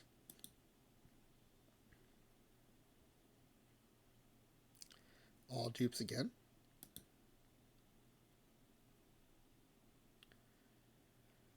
Henry Cotto. You know, that wasn't a perfect card, but I'm super happy about that Jim Palmer card. That's pretty cool.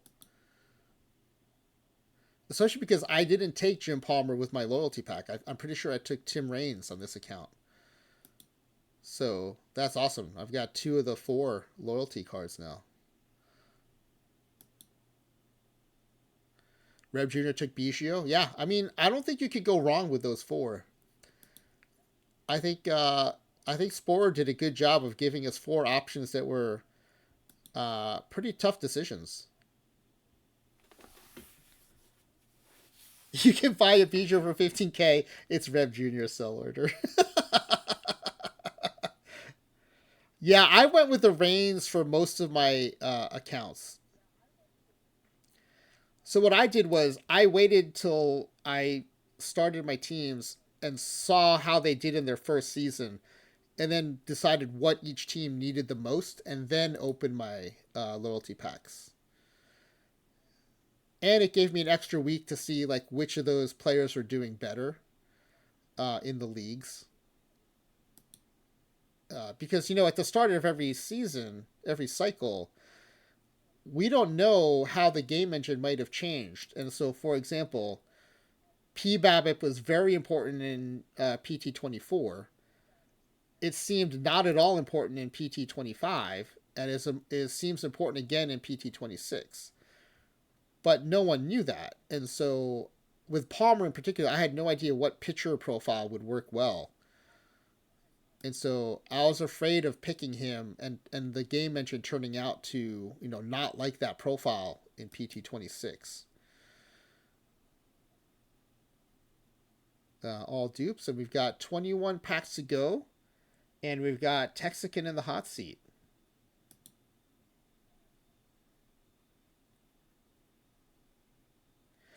Jim Palmer is who Texican chose. He did well early on, but in silver now, not so much.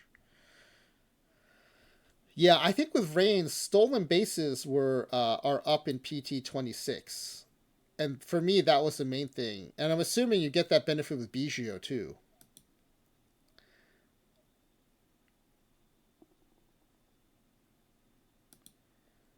And so that's one of the things I saw was that stolen bases were up in PT26, and that helped make my decision.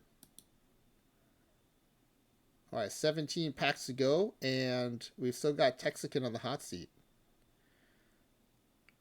Baffle's a Winfield fan, so had to go with Winfield. Yeah, we've got Baffle Winfield on the streamer team, which is a save I do in the base game. As Glaber Torres also new to the team. 15 more packs to go.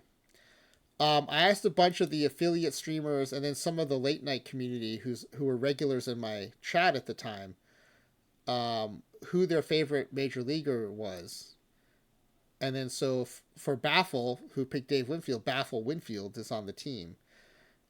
And what I did was I imported all the players as 18-year-olds into the 2003 season. And, most of us started in the minor leagues, or we all started in the minor leagues, some as high as AAA, but most of them in single season, short season, rookie ball. Right? Because we're 18 years old. Like the 18-year-old version of most players is still not very good. And so we just finished season 2, and players are working their way up through the minors, and it's been pretty fun watching that. And I'll probably stream that again, maybe next week. It's been a while, so I'd like to do it again. It'll be season 3. Fun seeing who the AI is going to assign to like AAA, AA, A ball. I would hope by season 3, most of us are out of short season ball.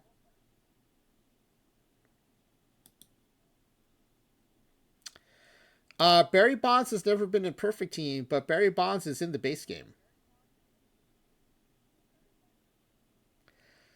Sugar Cane new to the team, and we have 7 more packs to go with T. Davis still in the hot seat. All dupes.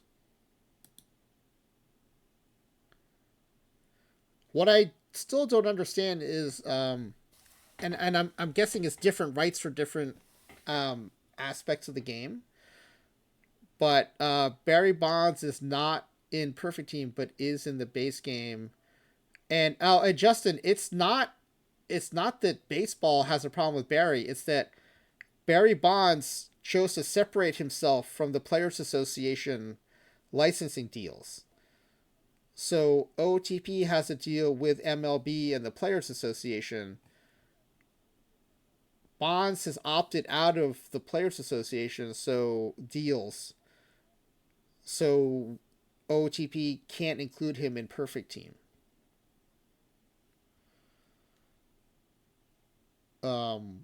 Yeah, for a lot of it, it goes both ways. But for that in particular, that's a Bonds decision, not an MLB decision. John Denny knew the team. 4 packs left to go for for Texican. And it is that Jim Palmer card that has him in the hot seat. Rodrigo Lopez knew the team, but doesn't change the hot seat at all. 3 packs left to go. All dupes. 2 packs left to go.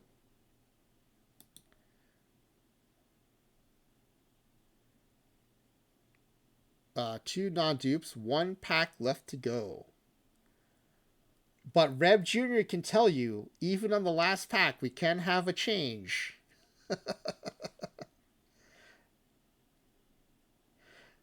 Maybe Spore can make a really cool card and invite him to play.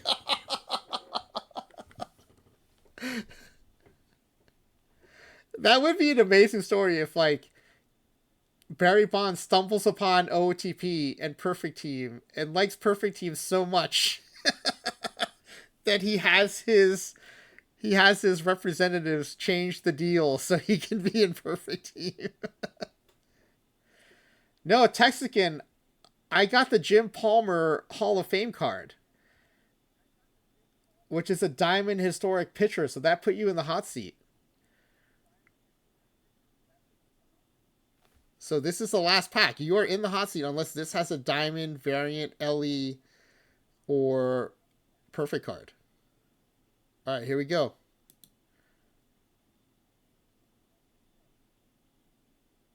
It's clean. All dupes. Texican is our winner for round 1. That's 5 packs for Texican. Congratulations. All right, I have the form ready for round 2. Let me put this back up for a second while I switch screens.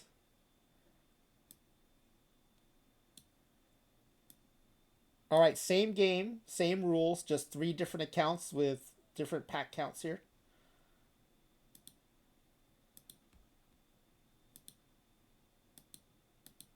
All right, let me put this into the chat. Link to form. Oh, let me unpin the first one.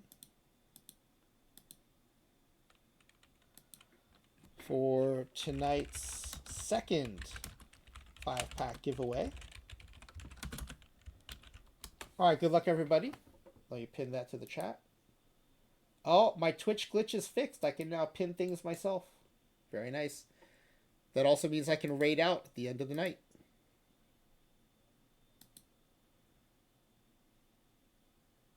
Although, if Toogie and Baffle are in here, who am I going to raid out to?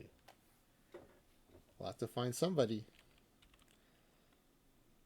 Hey, that puts Texican over. Well, you'll get them hopefully tomorrow or the next day. I need to send the information to Nicolino. I've got a whole batch of them because I heard he was on vacation. I think he's back now. So I've got like a week's worth or more that I need to send him. So first of all, I appreciate everyone's patience. If you've won packs, I haven't sent them in because I wanted to respect the fact that Nicolino was on vacation. I heard he's back, so I'm going to send them out tomorrow. And hopefully you'll... Yes, Reb Jr. hasn't won any of these. So, Reb Jr. is the one who famously got knocked out of the hot seat on the very last pack. But has won a pack ripping session since then, so...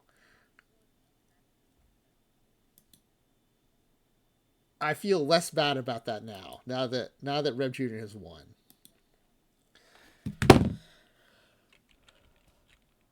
All right, we're gonna start off with my what used to be my old main account before I got a second license.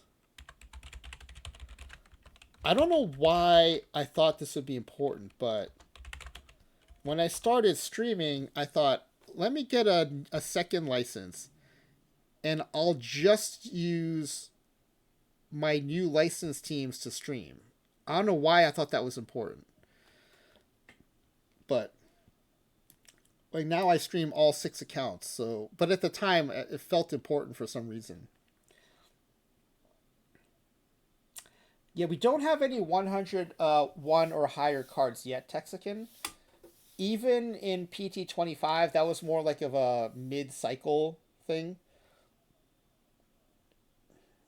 And for some reason some people didn't like that. I was fine with it, but in hindsight it ended up being very helpful because it was a quick way to know which cards were newer. Um Now, by the end of the cycle there were some older 101s in the game, but you knew that those are all newer than most of the 100s. And so in a way it was like a real quick shortcut to picking players in perfect drafts and stuff. And they came out late enough where there wasn't so much power creep that like an old 103 was worse than a new 101, right? Because first of all, anything above 101 was newer, tended to be newer because there were 101s for a while. Then like the first 102 came out. And so it's not like we had like an old 105 that might be power crept out by a new 101. And so they remain like pretty helpful shortcuts to knowing which cards might be better. Um, and that was helped by the fact that they came out later in the cycle. But it'll probably be a big deal when the first 101 comes out again. Because it's kind of a fun thing when we break through that 100 barrier each time. Well, it's happened one time, PT25, but I thought it was pretty fun. Some people didn't like it, which that's fine too. I get what they're saying. Like you've had a scale that goes to 100, now you're changing the scale. But to me, like that's part of any game is like you have to adapt to the changes. So, but yeah, I thought they were fun overall. All right, so this account, I was looking to see if we have any tournaments to watch, but we do not. This Don't Forget to Pick Up the Kids is a traditional PD. I said I was not good at them, but when I signed up for it, it was gonna fire in a few hours, and there were like 125 spots filled. So I figured, let me get in a quick one here, and that's why I entered a tournament I knew I was not gonna do well in. All right, so this account, we were gonna rip packs until we have 55 packs left.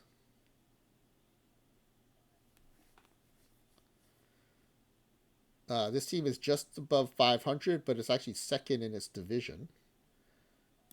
We're a high silver team. We did win low bronze. We won the low bronze championship. This is a pretty tight league. The best team in the league only has 63 wins. A lot of times you'll see like one team just running away with it, and everyone's kind of playing for second place. But this is a pretty tightly packed league. This is fun. So if we can get into the wild card, it'll feel like we have a chance.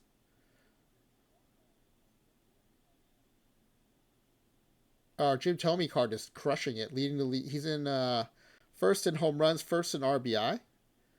And Tim Raines is second in stolen bases. We just talked about this Tim Raines card. And if you look at both leagues, Tim Raines top 3 in stolen bases, top 3 in stolen bases.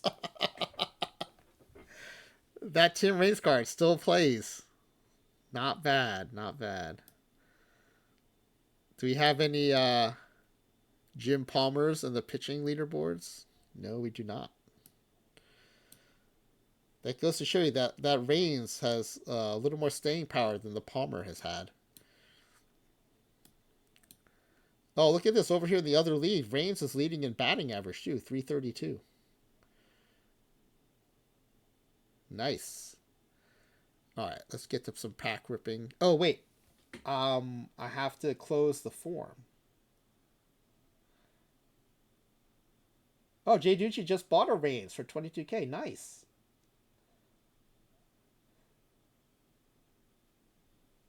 Oh yeah, yeah, Rib Jr. Oh yeah, I can wait. No problem. You know what? Let's do this.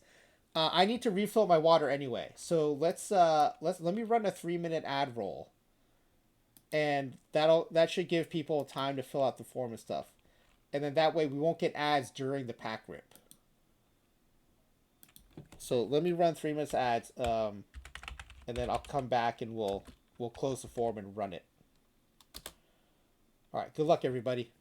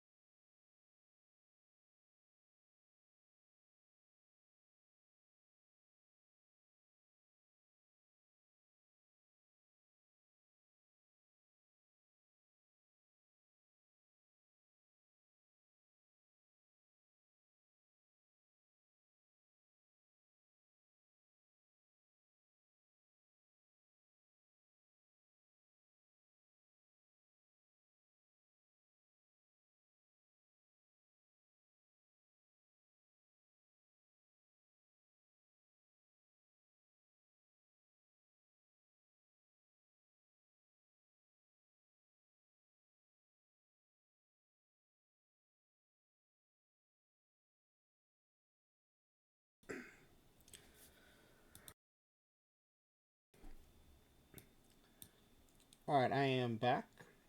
Oh, Justin saying goodnight to everybody. Justin, I hope you submitted a form before you left. You do not have to be present to win my pack giveaways.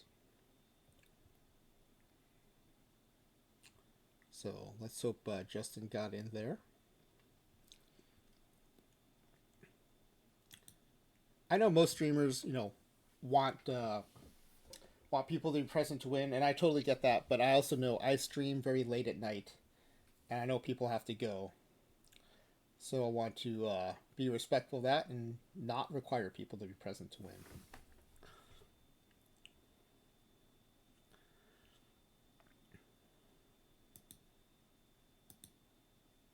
All right. If let me know in chat if anyone is just about to hit submit. Otherwise, I'm gonna close things off here.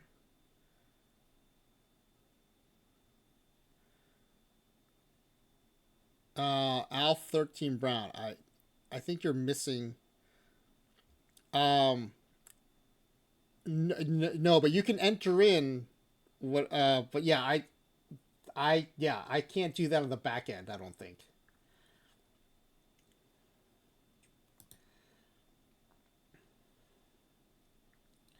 But I can hold the form open for you while you enter. That's no problem.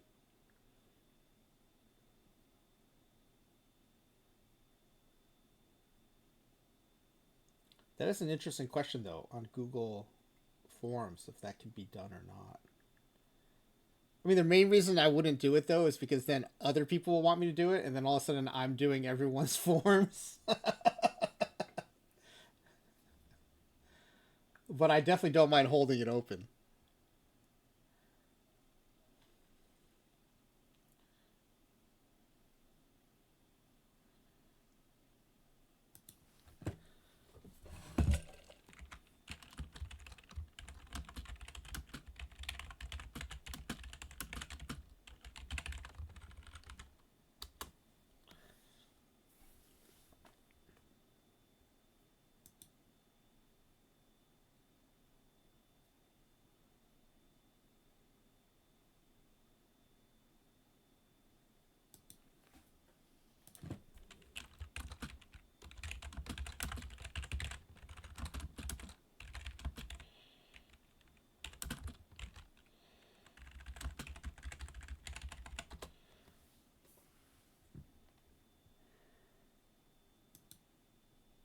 All right, okay, Alf Brown is in.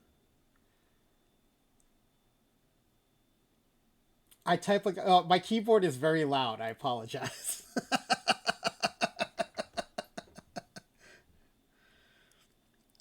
Okay, so Texican, that's a good question. Let me. I try to be very precise with my language because it does matter.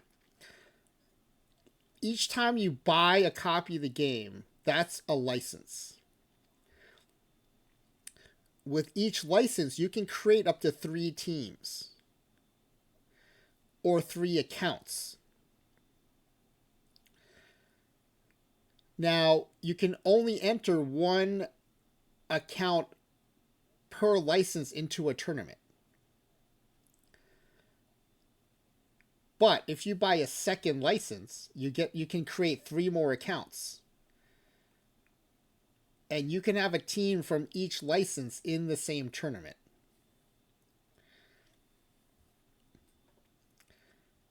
And again, I'm happy to repeat that because I know licenses and accounts, the terminology can get tricky.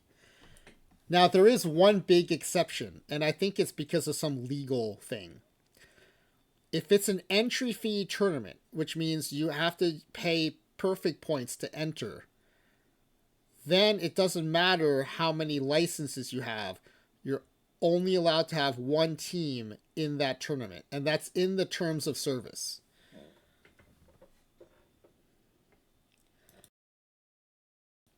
So for most tournaments I'm entering 2 teams, 1 for each license.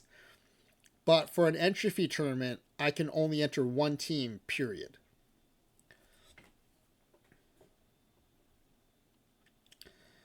And as an affiliate, I don't want to get in trouble, so I don't even try entering 2. But, I mean, I suppose you could. I don't know what mechanisms they have in place to catch that.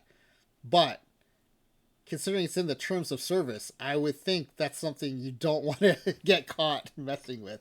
But for almost every other tournament, which is 99% of tournaments, the entry fee tournaments are pretty rare. The pop-ups are almost always entry fee. That's when it really comes into play. But for all other tournaments, the non-entry fee tournaments, you can have as many teams in that tournament as you have licenses.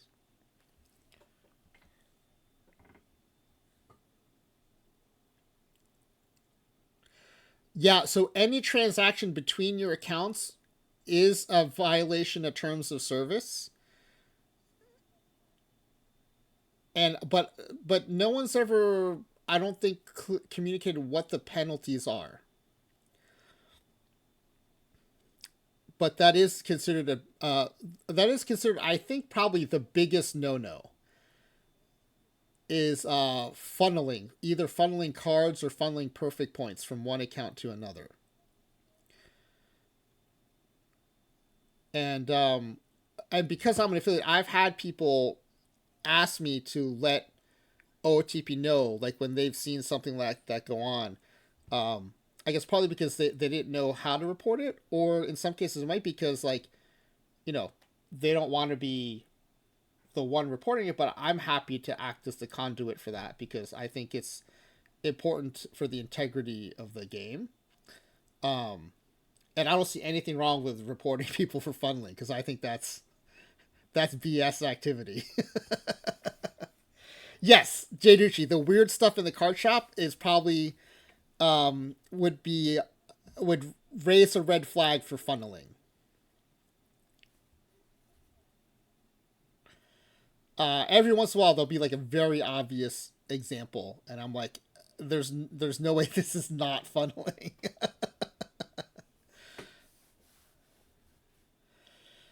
Yeah, I do know that I think the game will prevent you from selling between accounts on the same license. How they track behavior between licenses, I don't know.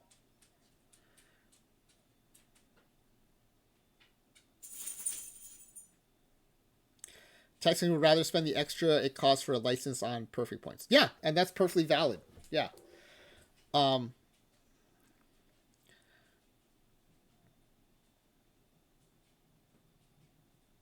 a license is basically a copy of the game. So, yes.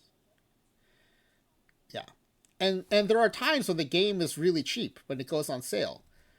And so you can pick up your second license then.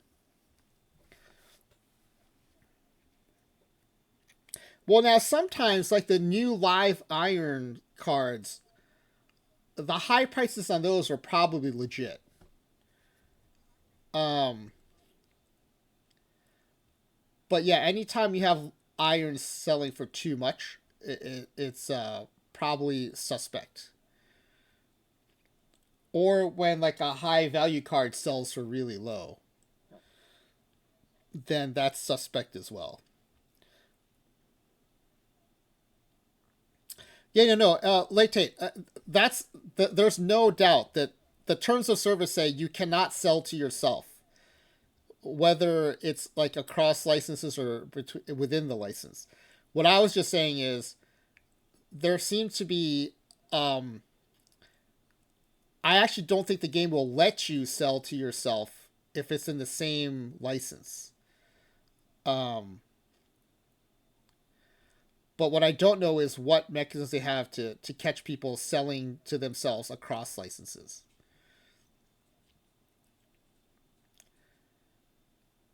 Yeah, and Jay that's I think a big question mark is no one seems to know what the penalties are and if or when they've been enforced, or that part seems to be like a black box. And I get on the one hand, you probably don't necessarily want to like. I mean, maybe you do. Maybe you do want to out people, but on the other hand, if if you don't create that trust that the rules are being enforced, right? I think that could be bad too. But hopefully it's a minority of the playing population who would do that kind of stuff. So yeah, right. That's the part, right? Like late hate, like why bother trying to find out? Like why risk it? I mean, I love playing this game. I'm not going to do anything that's going to put my ability to play the game at risk. And so even if I were inclined to do it, I wouldn't do it because I like playing the game to it. And frankly, I would assume one of the first things they would do is like make me a former affiliate. I would think that's the first club out of the bag. No, that's true. Some people always push the limits. That's true. Even for fake computer baseball, some people will push the envelope. All right. Unless I haven't heard anything in the chat about holding the forum open, so I'm going to go ahead and close it.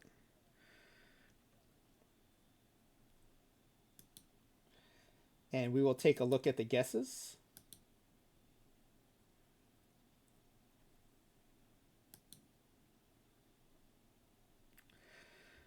Yeah, and I think one thing that seems to be missing is I don't know where people are supposed to go to report stuff like that, because when you see that stuff, you would think they'd want a mechanism for people to like say, "Hey, this seems shady." And it might exist. I just have not heard of it.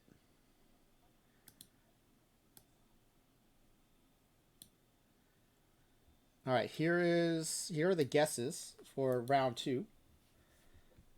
Good luck, everybody. Oh, good. Justin did get in before having to take off, so that's good.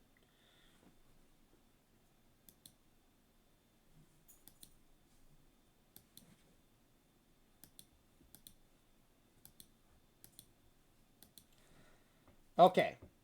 This time around, any Diamond historic pitcher. Kato ring. No tiebreaker needed. Any Diamond live position player. Jay Ducci. No tiebreaker needed. A much better guess, Jay Ducci. Good job. Great job. I feel actually good about Diamond live position player. That feels like a good one. Any perfect Ellie or variant historic. Alf Brown. Any live perfect? Texican. Now, Texican put pitcher, but no one else put perfect live, so this is all Texican. Now, if it's a Diamond live pitcher, it's a tiebreak between Reb Jr. and Baffle. Reb Jr. is going to have the low diamonds, and Baffle is going to have the high diamonds. Now, Diamond historic position player, we've got a 3-way battle here. The lowest diamonds will go to Hado 1114. The higher diamonds, then it's going to go to a tiebreak. Lower contact will go to Late to Hate. Higher contact will go to Justin Silbs. All right. I think it's a pretty straightforward session. Jay Ducci went all in on Kyle Tucker. That's awesome. Towards the end of PT25, we have people, especially Smiley Face Jane, guessing exactly the numbers on like a specific card, which was super fun. That was really good. And in fact, Smiley Face Jane is our latest affiliate. And if you're not following Smiley Face Jane, I suggest you change that as soon as possible. So Smiley Face Jane, for those of you who don't know, one of the best Perfect Team players in PT25, was new to Perfect Team and quickly just was winning everything, including one PTCS cycle, qualifying for all 10 levels of PTCS on one account. Now, PT26, there's only like 6 levels, I think. 6 qualifications. Imagine 10 of those and qualifying for all of them on one account. So you got to like get enough wins to qualify for bronze and then do that in iron. And then partway through, you got to make sure you get all the other ones you don't have yet. It's a juggling act, and you have to be winning a ton to make it work. So if you want to know how to get better at Perfect Team, no better way to do it than watch a stream by one of our best Perfect Team players. And now that Smiley Face Jane's an affiliate, you can get drops. So there's zero reason not to watch her stream and get better at Perfect Team. Roster builds, drafting, just all kinds of stuff to help you learn how to be a better player. That's true. Frowny Face Jane is not good. That's right. All right. So now that the forum is closed, we can go ahead and start ripping. Oh wait, which I can't even remember which account. Am I in the right account? We're supposed to start with the llamas, yeah. So we're gonna rip these until we have 55 standard packs left. So we'll start with the golds.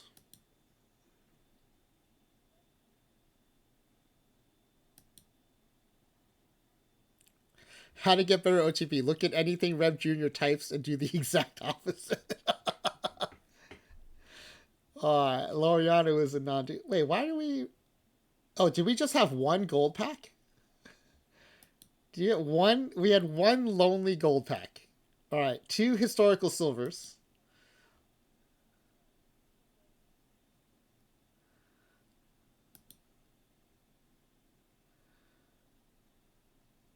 Oh, three non-dupes here. Very nice. Franklin Stubbs, Vic Power, and Aaron Savant. This is a very good iron pitching card, by the way.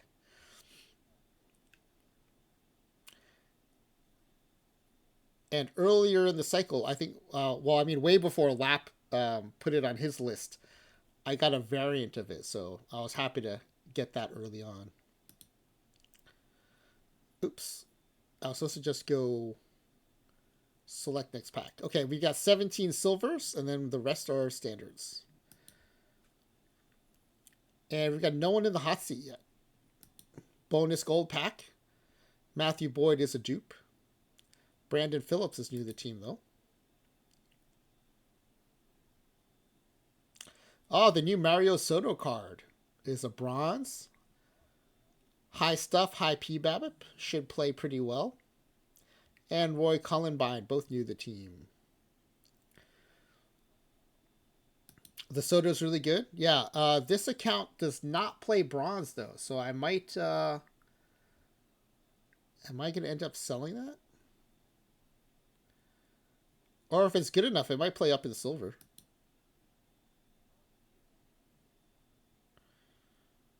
Cecil Cooper, new to the team.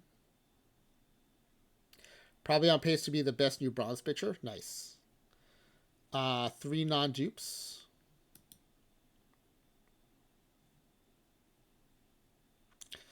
Another non-dupe, Mets legend, Sean Reed Foley.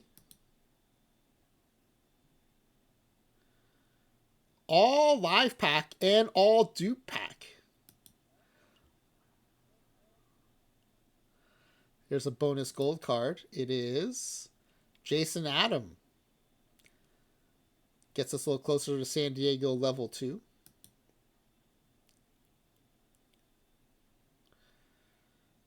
Eric Hansen is a non-dupe.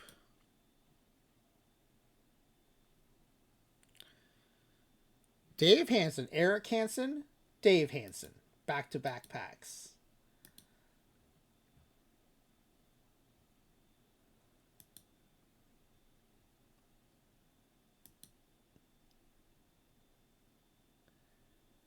Bonus gold card. Matt Brash is new to the team.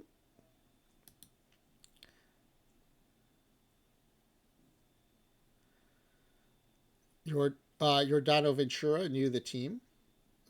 Low silver card. All dupes.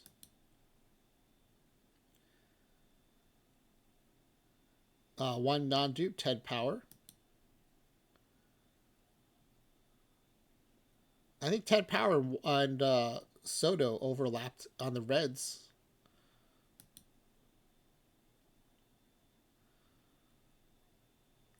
Three non-dupes. Nice. I like this Newt Allen card in silver. One non-dupe. Hey, congrats, Jay Ducci. 4th in the daily late bronze. Nice. What is that? Is that 20 Clubhouse stars? Or is that a 128 team tournament?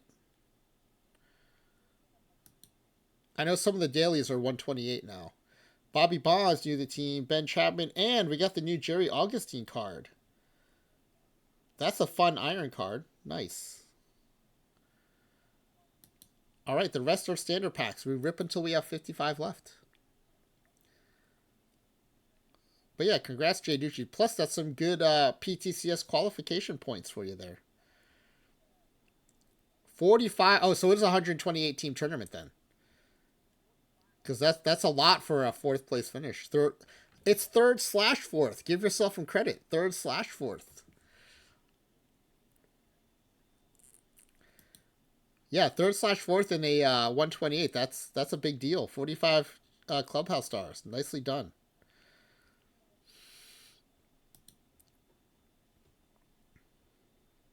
Good job. Tom Murphy new the team, as is Masato Yoshi.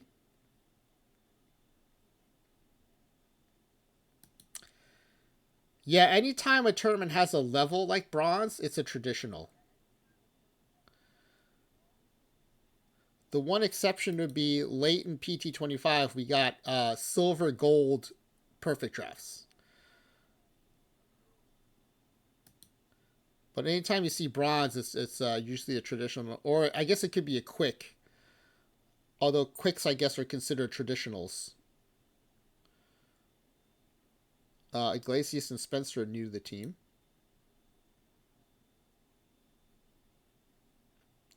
Jim Coates new to the team. That's our second Soto we just pulled too.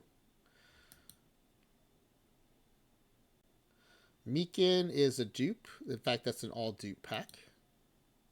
Yeah, Red Jr. still no hot seat. That's a sign of a cold. Oh, you know what? When we start a new session, I think I need to flip the switch again. That's the problem, probably. There you go, Reb Jr. Thank you.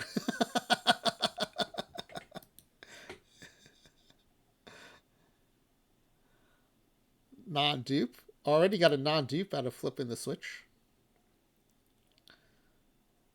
All dupes.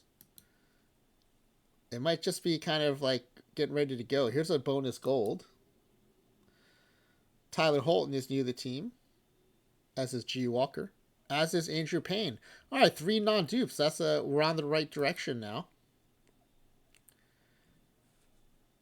And we got no perfects in that first session. But again, we got so many variants, I cannot complain. Wade Jr. is new to the team, but we've already finished San Francisco level 2. Another bonus gold. Justin Steele is a dupe, but Mickey Tettleton and Bob Nepper are new to the team.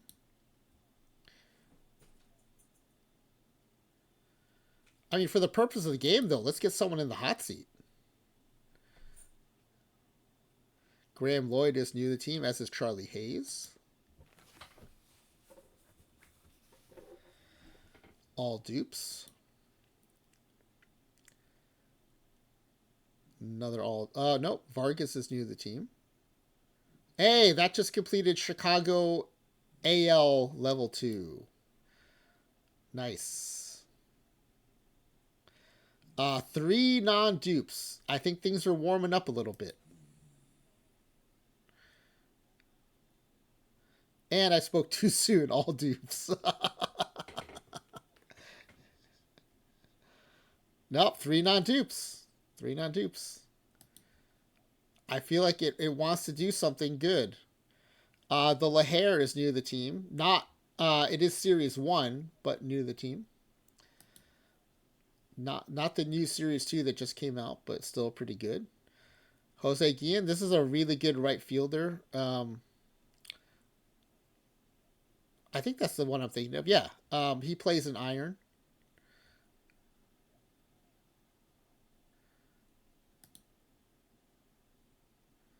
Oh, you're going to Bainbridge Island? That's awesome. Yeah, Bainbridge is cool.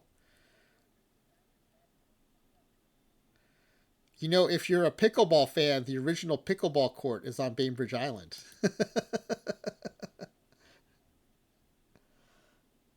Michael A. Taylor is new to the team. Jay Ducci bought a LaHare variant and it's super expensive to boost. Oh yeah, that's the thing. You don't know till you get the card is how expensive it is to boost it. Bregman's new to the team. I mean, don't dox yourself if, but Are you staying at like one of the nice places on the island, or are you getting like a an Airbnb or something?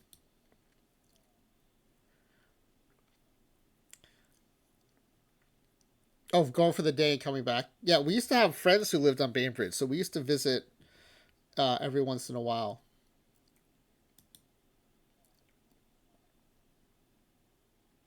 Yeah, it's a fun day trip. 10 more to go for this account. The Velasquez is new to the team. We're getting closer on Kansas City level 2. Also, the ferry ride to Bainbridge is pretty nice. Saturis is new to the team, and oh, it's not in any missions. That's interesting.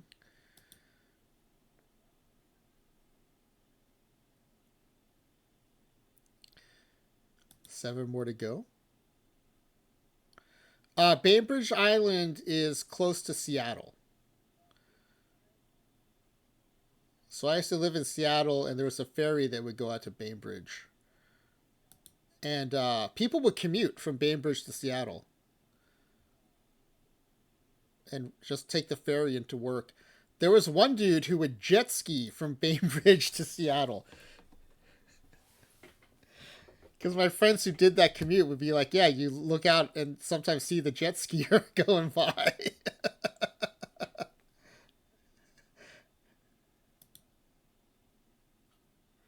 Yeah, Texican Seattle is really nice. I really enjoyed living there. Uh, Met my wife there. Um, and yeah, just it's changed a lot though since we left. I mean, Amazon's really blown up, and I hear from my friends who are still there that that's changed a lot of things. But yeah, it's just a good combination of like being by the ocean and being by the mountains and being near just lots of wilderness, but still having all the amenities of a city. Um, yeah, just a really really great place to live. We live in Portland now. Portland's a lot like that too. Although we're on the river, not near the ocean, um, and the mountains are a little further away, but the vibe is similar. All right, 2 more to go on this account.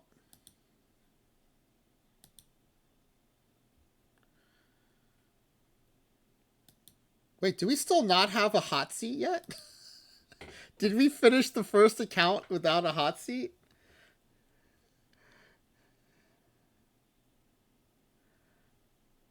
I think this is the last pack for this account, and I am I forgetting? Did we?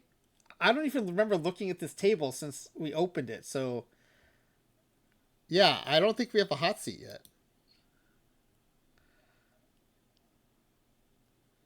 Well, okay, this is a 4 non-dupe, so that's good. But we finished this account with no high value cards. That is a disappointment. All right, let me. I'll put this back up while we switch accounts. Oh wait, first let me check what account are we going to next. Okay, we're going to the my main account, the franchise time machine account. I ordered them so that we have the longest pack rip last. So that's the sequence. In case you're wondering why are they in this order.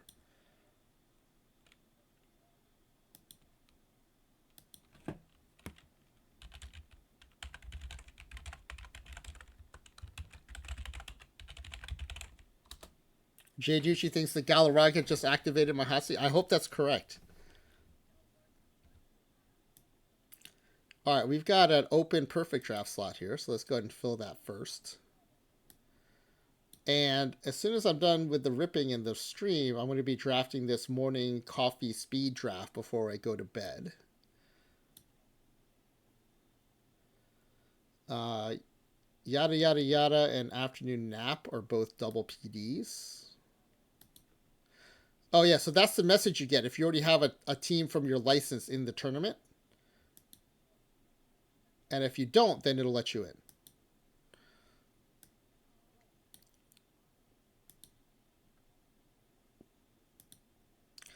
Okay, this account we are ripping until we have, yeah, 55 packs left.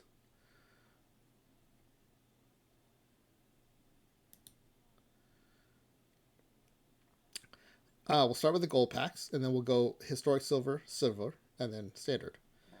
9 gold packs to open.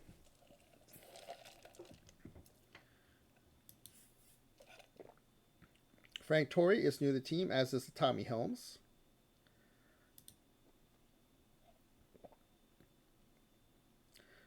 You know, I've never considered what the rule is for what if we get to the end without anyone in the hot seat. Another gold pack. Oh, this is nice. The Colson Montgomery card. And 4 non-duplicates. I'll take that.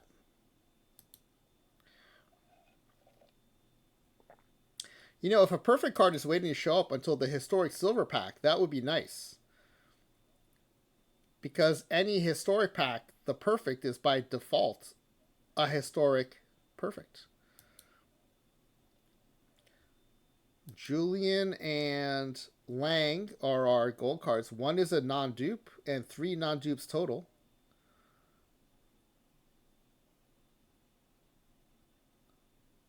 I don't think we got any new missions finished there, but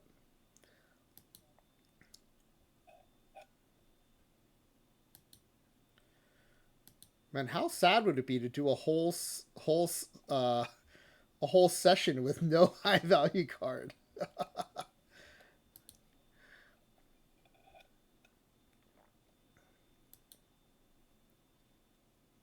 Nope, Mike Lamb non-dupe, but the gold card was a dupe.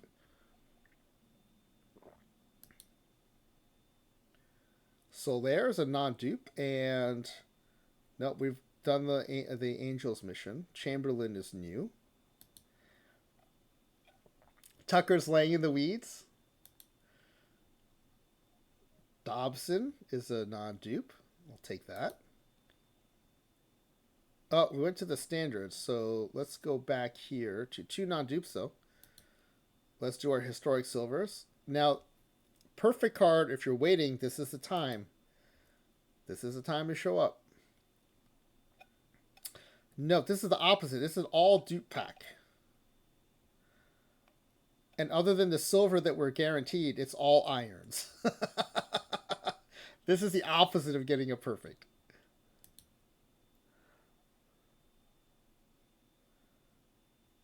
At least we got 2 silvers in this one. That's a small consolation, but they're all dupes. Alright, this is the last historic silver. Come on, perfect card.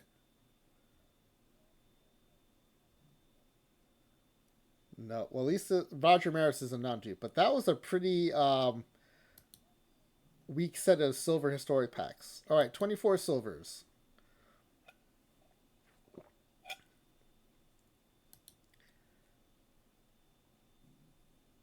So we're more than a session in without a perfect card.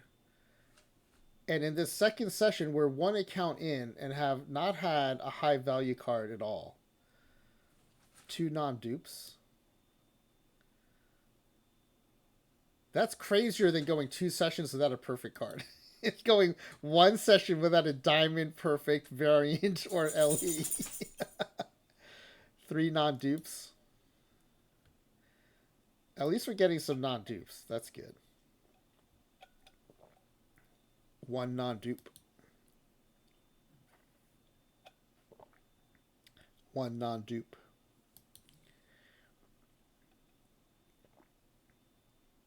1 non-dupe.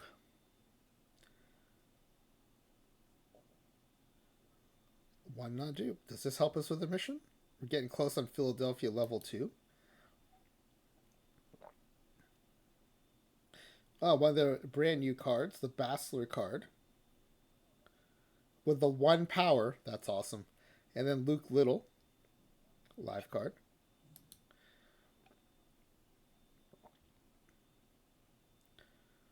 Non-dupe. I mean, at least there are non-dupe packs in the mix. That would have made it even sadder if it was like all dupes too. 2 non-dupes here. And, you know, to be fair, we were way above expected value in that first session. Oh, and here we go. Variant to start things off. Just a quick check here. Variant means it's either going to be, well, it's going to be Alf Brown. He's the only historic. So it will be Alf Brown.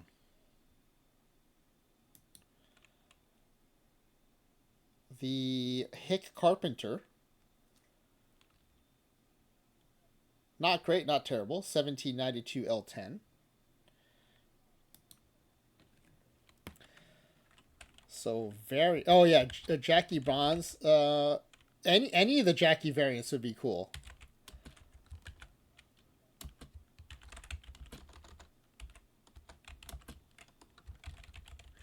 Hick Carpenter is 77. Doesn't really matter. It is Alf Brown. All right, Alf Brown, the first in the hot seat. Now, if the session's anything like it started, Alf Brown may last until the end. All dupes. Gold card. Lefty Willis is a dupe, but Sam Hentges is not. Is new to the team. Billy Herman and Dave Cash new to the team. Future legend Will Warren new to the team.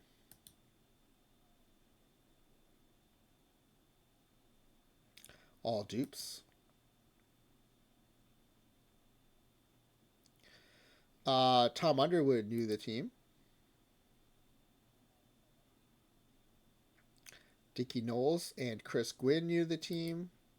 Look, our non-dupe luck has been pretty good. Our variant luck has been crazy good. Benji Molina, brand new card. Pretty awesome contact, avoid K, and defense.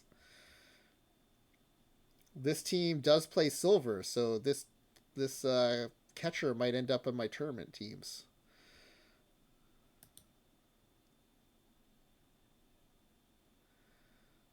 All dupes.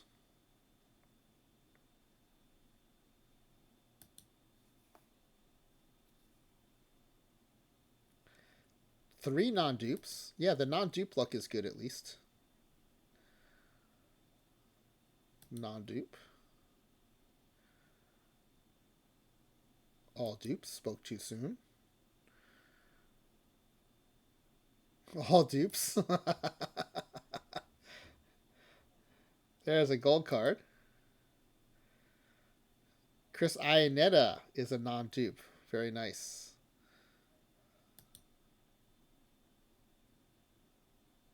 Oh, here's a diamond. Here we go.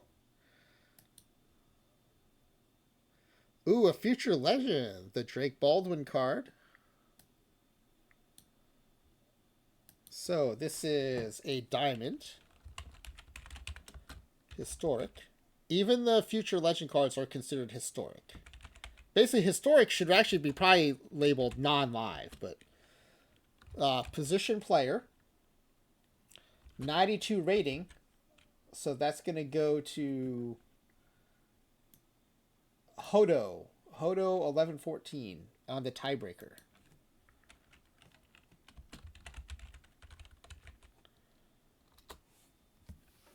But yeah, that's a good pull.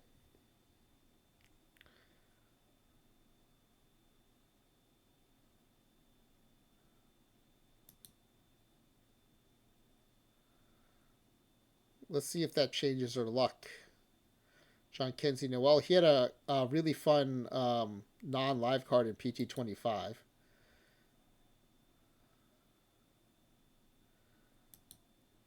All dupes. We got a non-dupe Charlie Case and a brand new Jerry Augustine card. Nice. That is a fun-looking profile for Iron. And a 44 for a cap, not too bad. But, you know, you're probably going to go all 40s and 41s for your cap, but still, 44 is not too much. Jack Hyatt is new to the team. This Wayne Simpson is a very good bronze card for those of you who play bronze tournaments. And Doug McSweeney both knew the team. Oh, I'm sorry. Sorry about that, Late Tate, everybody. Sorry, everybody. Late Tate, thank you for letting me know. Johnny Mostel, new to the game, new to the team.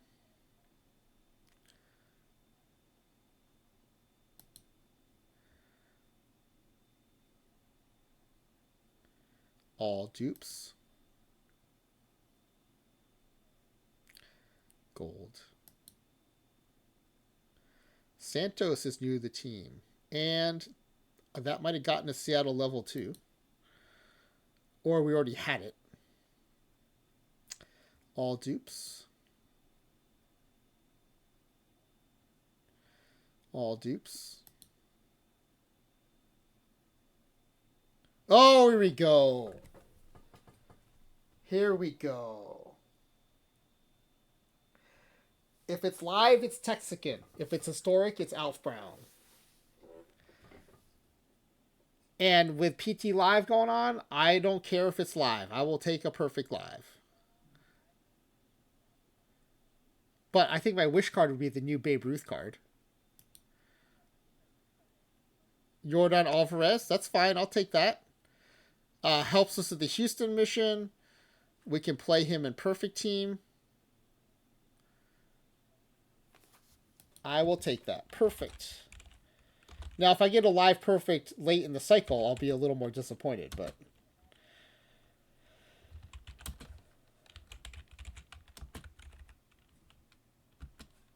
And so that is Texican.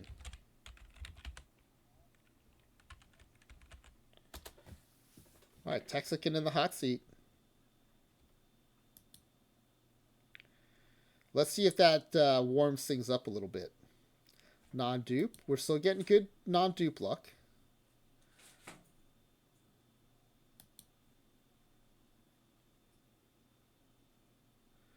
Well, now we got 2 dupe packs in a row.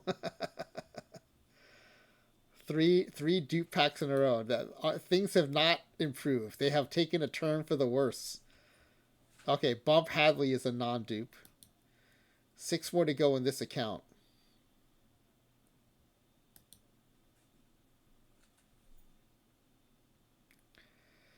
Georgia Tech legend Derek Dietrich is new to the game and new to the team.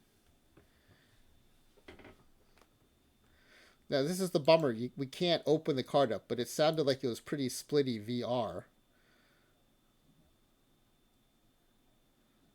Not a fan of pulling the same card twice. Do we have 2 in the same pack here? No, not this one. Okay. It has happened, though. I have had that happen, Chiduchi, and it is not fun. You know what is fun, though? In PT25... Oh, it happened in the last pack? Okay. In PT25, people noticed that if you open... live packs, or diamond packs, they tended to have the same diamond card at a much higher rate than randomness would predict. And so what would happen is if I open a diamond pack, sometimes I'd rip some standard packs in between to try to avoid that from happening. But one time I got the who was it? It wasn't the Dave Steve, was it? There was a diamond pitcher that was selling for a ton because he was a bottleneck in a mission. I want to say it was the Steve, but I might be wrong. Anyway. Oh, Kevin Brown, I think might have been bottleneck too, but this was... Oh, Jack Morris. It was the Jack Morris. The diamond Jack Morris was selling for like $200K because it was such a bottleneck. And so I got one. And so I like immediately opened another diamond pack and got a second Jack Morris. Yeah, you needed that to finish the Tigers mission, which you needed to finish, you know, like all the cappers. And so it was a huge bottleneck. And so I steered into the skid and took advantage of the bug and got 2 Jack Morrises in a row. That was pretty awesome. That was pretty awesome. All right, let's continue ripping here. We got 4 more on this account. But yeah, getting 2 in the same pack is pretty disappointing. The Daryl Hamilton is new to the team. All dupes, 2 more to go. This Paul Ruschel is new to the team.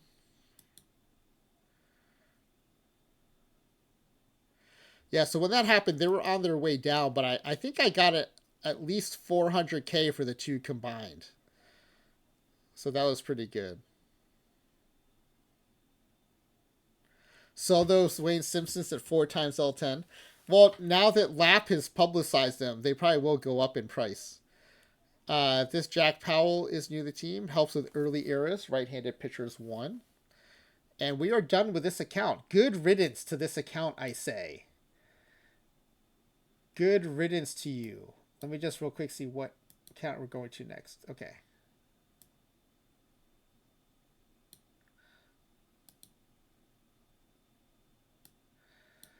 All right, we're headed to my Hooked on Streamer Phonics account. This is my theme team. It's the only one that's a current theme team. I had 2 others that were previously theme teams, but are not yet theme teams officially in OOTP26 yet.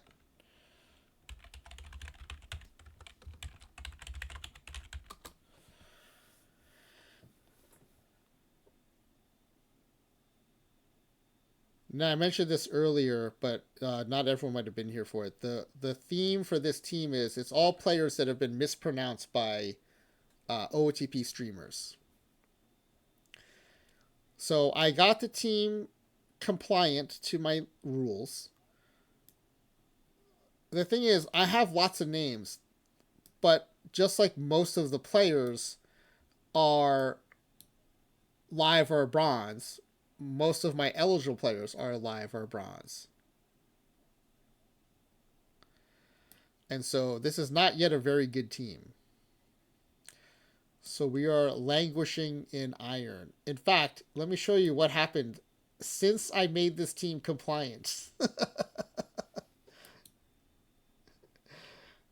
We were in high bronze, and I said, okay, it's time to make this my theme team. We got demoted to low silver. We got demoted to high. Oh no! So yeah, so we had been promoted to low silver, and I from this 84 and 78 got us promoted to low silver. We got demoted to high bronze, demoted to low bronze, and demoted to iron.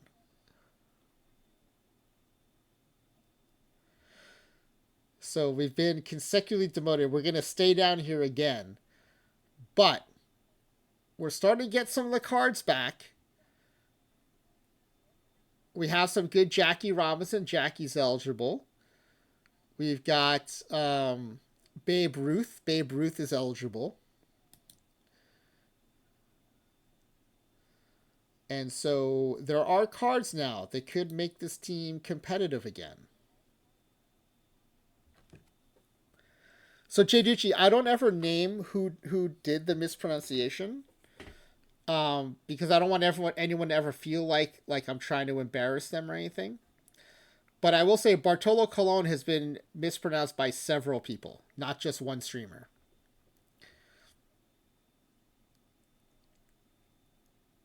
Hey, Marbeck, welcome in. Good seeing you. Marbeck is one of our streamers from Spain and streams OOTP in Spanish. So if you ever want to check that out,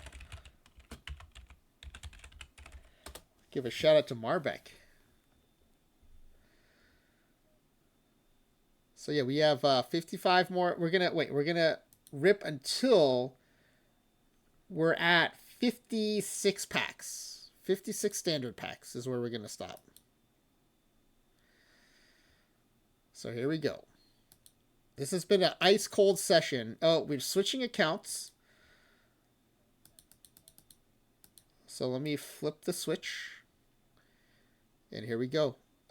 We do have someone on the hot seat, though. We at least have a hot seat again. And that's Texican because of the perfect live card. Let's do our gold pack first.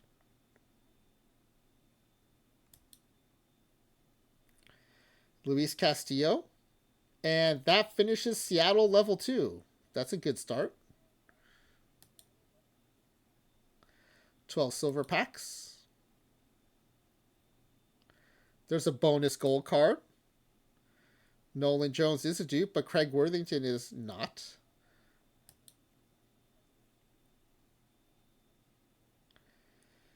Falcone, not a dupe. Things are warming up a little bit, I think. A free gold card. Nice. Chris Iannetta, we pulled one earlier, but from a different account. It's new to this team, as is Jocko Conlon.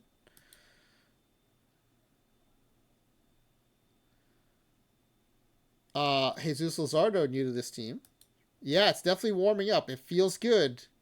I'm feeling some momentum, and I spoke too soon. It's an all dupe pack. All right, Joe Gibson, new to the team. All dupes. It feels like it's trying to break through for us, and it just can't get there. It's trying. It's trying. Bernardino is new to the team, as is Mike Bordick. All dupes. Just can't get going. Can't get the momentum going. A free gold card. Octavia. Oh, the gold Dotel. This is a good card. And Roland Office. Okay, with the combination of letters, this looks like orifice. This looks like right field orifice.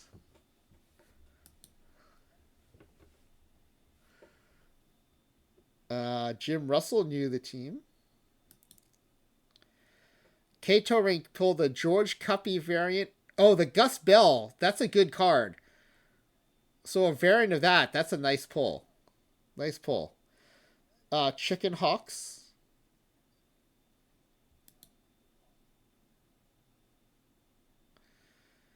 Fern Bell, non-dupe. Here we go. Diamond card. Who's in the hot seat now? The Ramon Martinez. That's a good card. I like that. All right. We have Diamond. Historic. Starting pitcher. That means it's Kato Ring. Only one who said Diamond Historic pitcher. Kato Ring.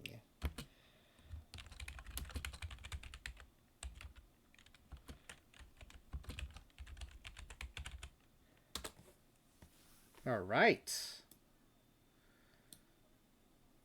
Yeah, I'm hoping chicken is a nickname, but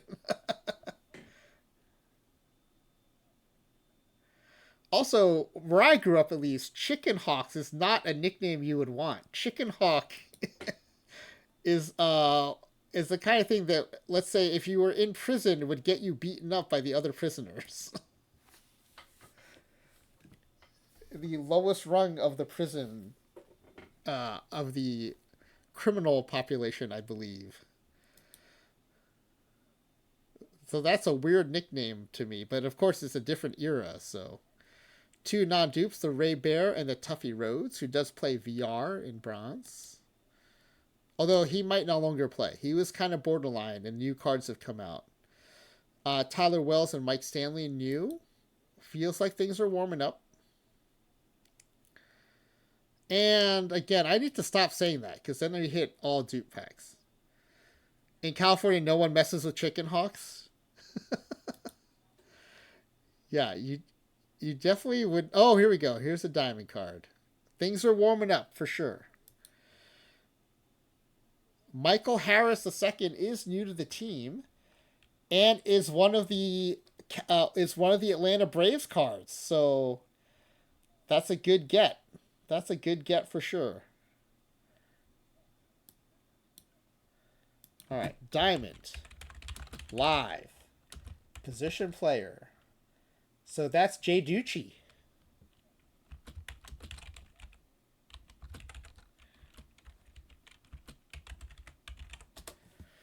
Jay Ducci on the hot seat. For the first time, because it was not going to happen in the first session.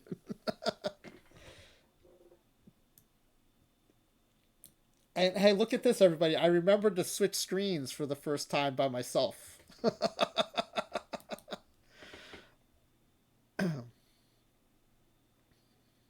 Baruki is non-dupe.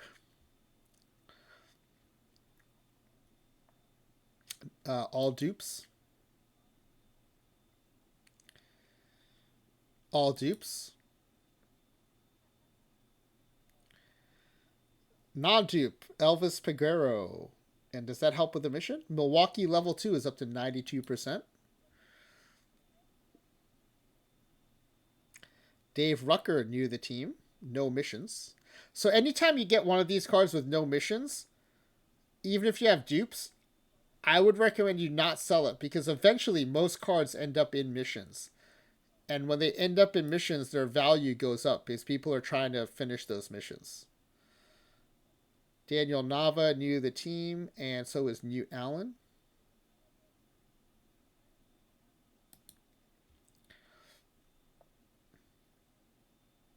Jose Miranda, new to the team. Helps us get a little closer from Minnesota, level 2. A free gold card. Soler is a dupe.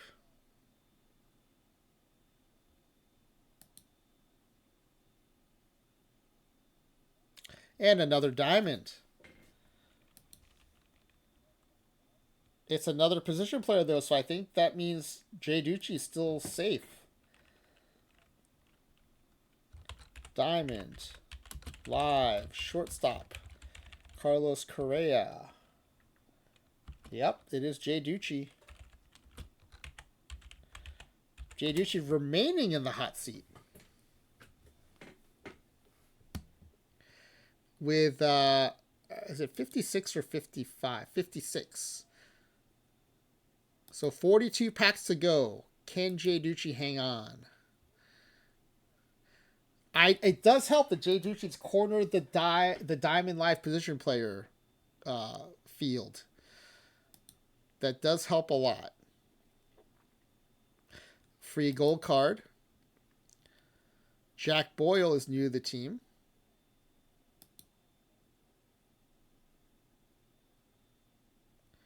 All dupes. Cole Reagan's Rookie Sensation card is new to the team.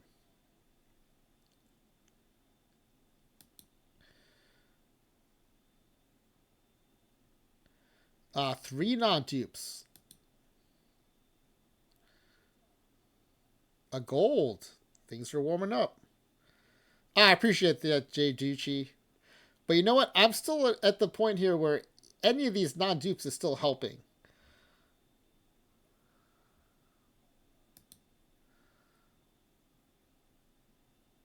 And there's another diamond. If it's a live position player, Jay Ducci can hang in there. It's a live pitcher, Mets legend Edwin Diaz. So we go to diamond. Live. Closer. Edwin Diaz. And he's a 92. So that means it is Rev Jr. It gets the low end of the live pitchers. So Rev Jr. in the hot seat. Gets the tiebreaker over Baffle. Get in the low diamonds.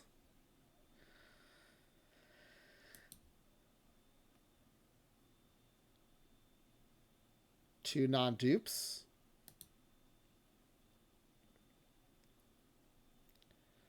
One non-dupe.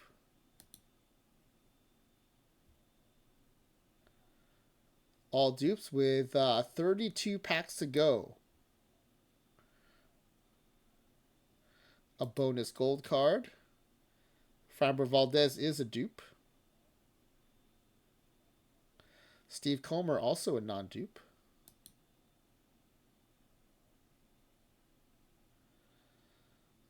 Pete O'Brien is new to the team. A BREF Series 1 card.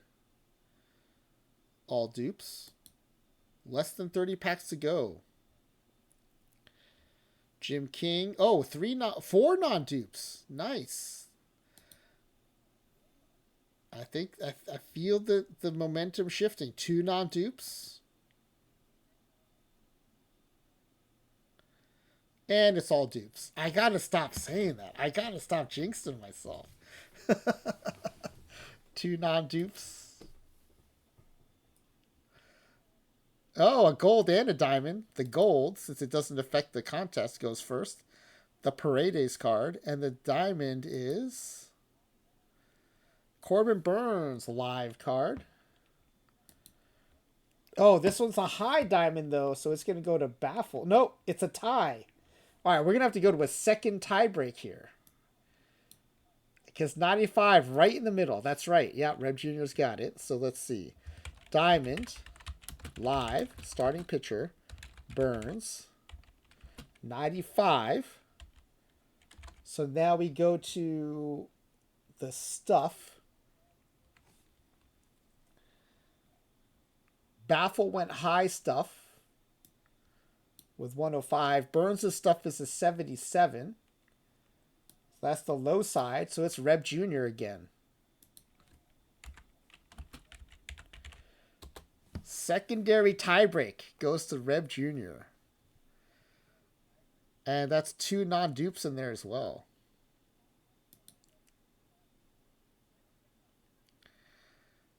Bonus gold card. Paul Konerko. Nice. That's a pretty good looking card for a gold. Oh, sorry. I was so proud of myself remembering to do it myself last time. Jack Hyatt is a non-dupe.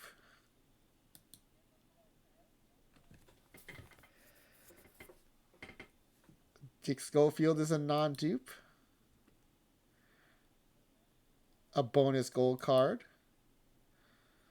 Pinky Higgins is a non-dupe, as is Mike Marshall. A bonus gold card. The second Paredes. Did he get... okay, we're already done with the Houston level 2. Consuegra is a non-dupe. Sandy Consuegra had a great card in PT25 early in the cycle. This card's okay, but I think the low stuff is going to keep it from being super effective.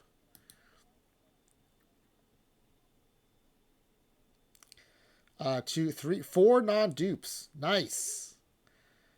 Very nice. McCarthy. Wow, we're pretty far off from level 2 Arizona still.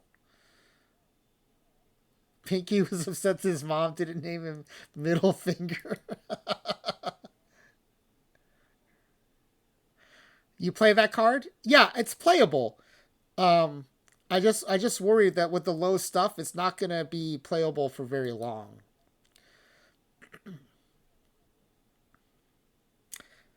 Spencer and Marsh and Thames new to the team. All dupes. We've got 14 packs left to go. With Reb Jr. in the hot seat still. All dupes. Oh no, Bob Ferguson new to the team.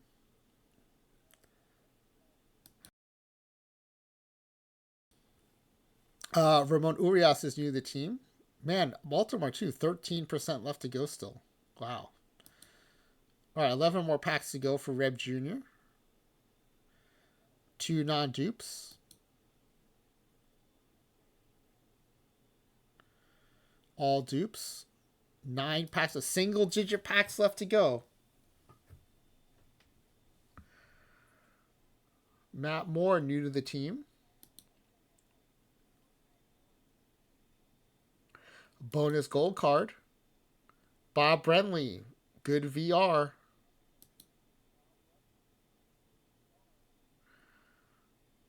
Tom Hurd. I actually like this card for bronze.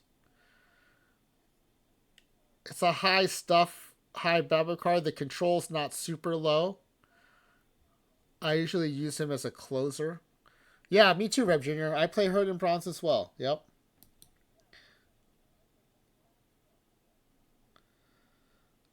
Fonseca knew the team, and we're down to 5 packs left.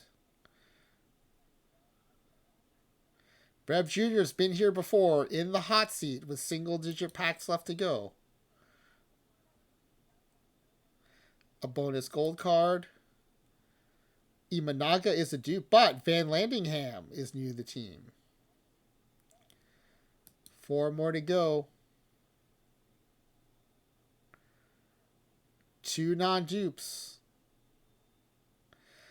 K-Touring look for Andy Pettit, last pack. I could go for that.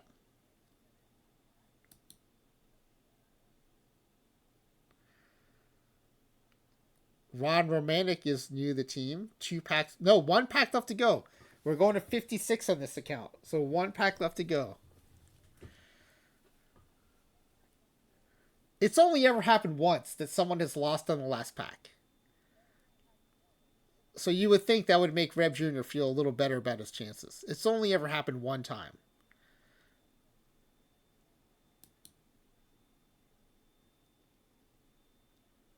And it is clean. All dupes, all low. Reb Jr. hangs on to win. Congratulations, Reb Jr. And like I said, now that I've heard that Nicolino is back from vacation, I will be submitting these. It's a little late tonight, so I'll probably do it tomorrow morning. But I'll try to do it early enough that Nicolino will be able to submit those, get those processed for us. Yes, that's the other thing that I've done to Reb Jr. is he's been first place on a lot of our sim guessing games. And so the tiebreakers are second place. So I gray out his guesses.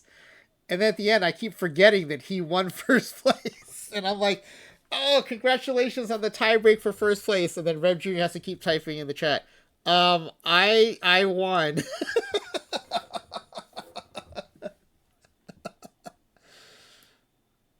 So I'm glad he's a good sport. Lets me off the hook when I mess up like that. Thanks for hanging out, everybody. I hope you had fun. These pack rip streams are really fun for me. Ripping packs is always fun, but I feel like the pack giveaway game makes it more interesting too. And appreciate y'all hanging out. Thank you to Ezra Denny and for Tugi for the raids. And I'm really happy about that Jim Palmer card. I don't even know if it plays anymore, but it was just really cool getting a Hall of Fame card and one of the loyalty pack cards that just went into packs today and pulling one. That was pretty awesome. Alright, so let's see. Let's find a place to raid into. First, let me see if anyone's playing out of the park baseball. Nope.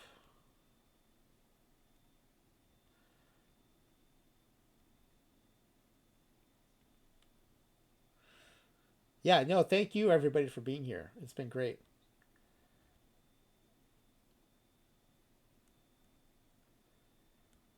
All right, I think we're going to raid into my usual when there's no one playing OOTP. My usual is if there's a live sumo tournament going on, I raid into Midnight Sumo, who's a Canadian streamer who streams Japanese sumo tournaments in English with English commentary so you can understand what's going on. But there's no live sumo tournaments going on right now. And then my music streamers are not on right now. There's a few music streamers I like streaming into. So let's see. We might stream in a Ophi and Stitch then. Let me see if John Lee is live. We'll stream into John Lee.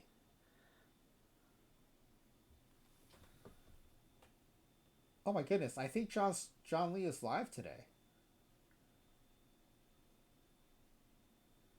Let me hold on. When the ad ends, I can see if he's actually live or not.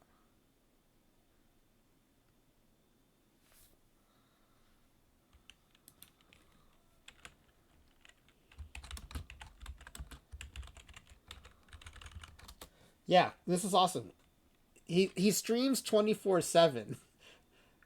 So it's sometimes hard to tell if he's live or not, but I think he's live. This is John Lee Music. Um, he usually plays piano or guitar and sings. The most amazing thing that he does, better than any streamer I've seen, is he does live learns listening to the track on his earbuds or headphones and will play along with the first time he's listening to it, he'll play along with it and just nail it. It's kind of an amazing party trick. But yeah, really good musician, super fun stream. So we're gonna raid into John Lee Music tonight.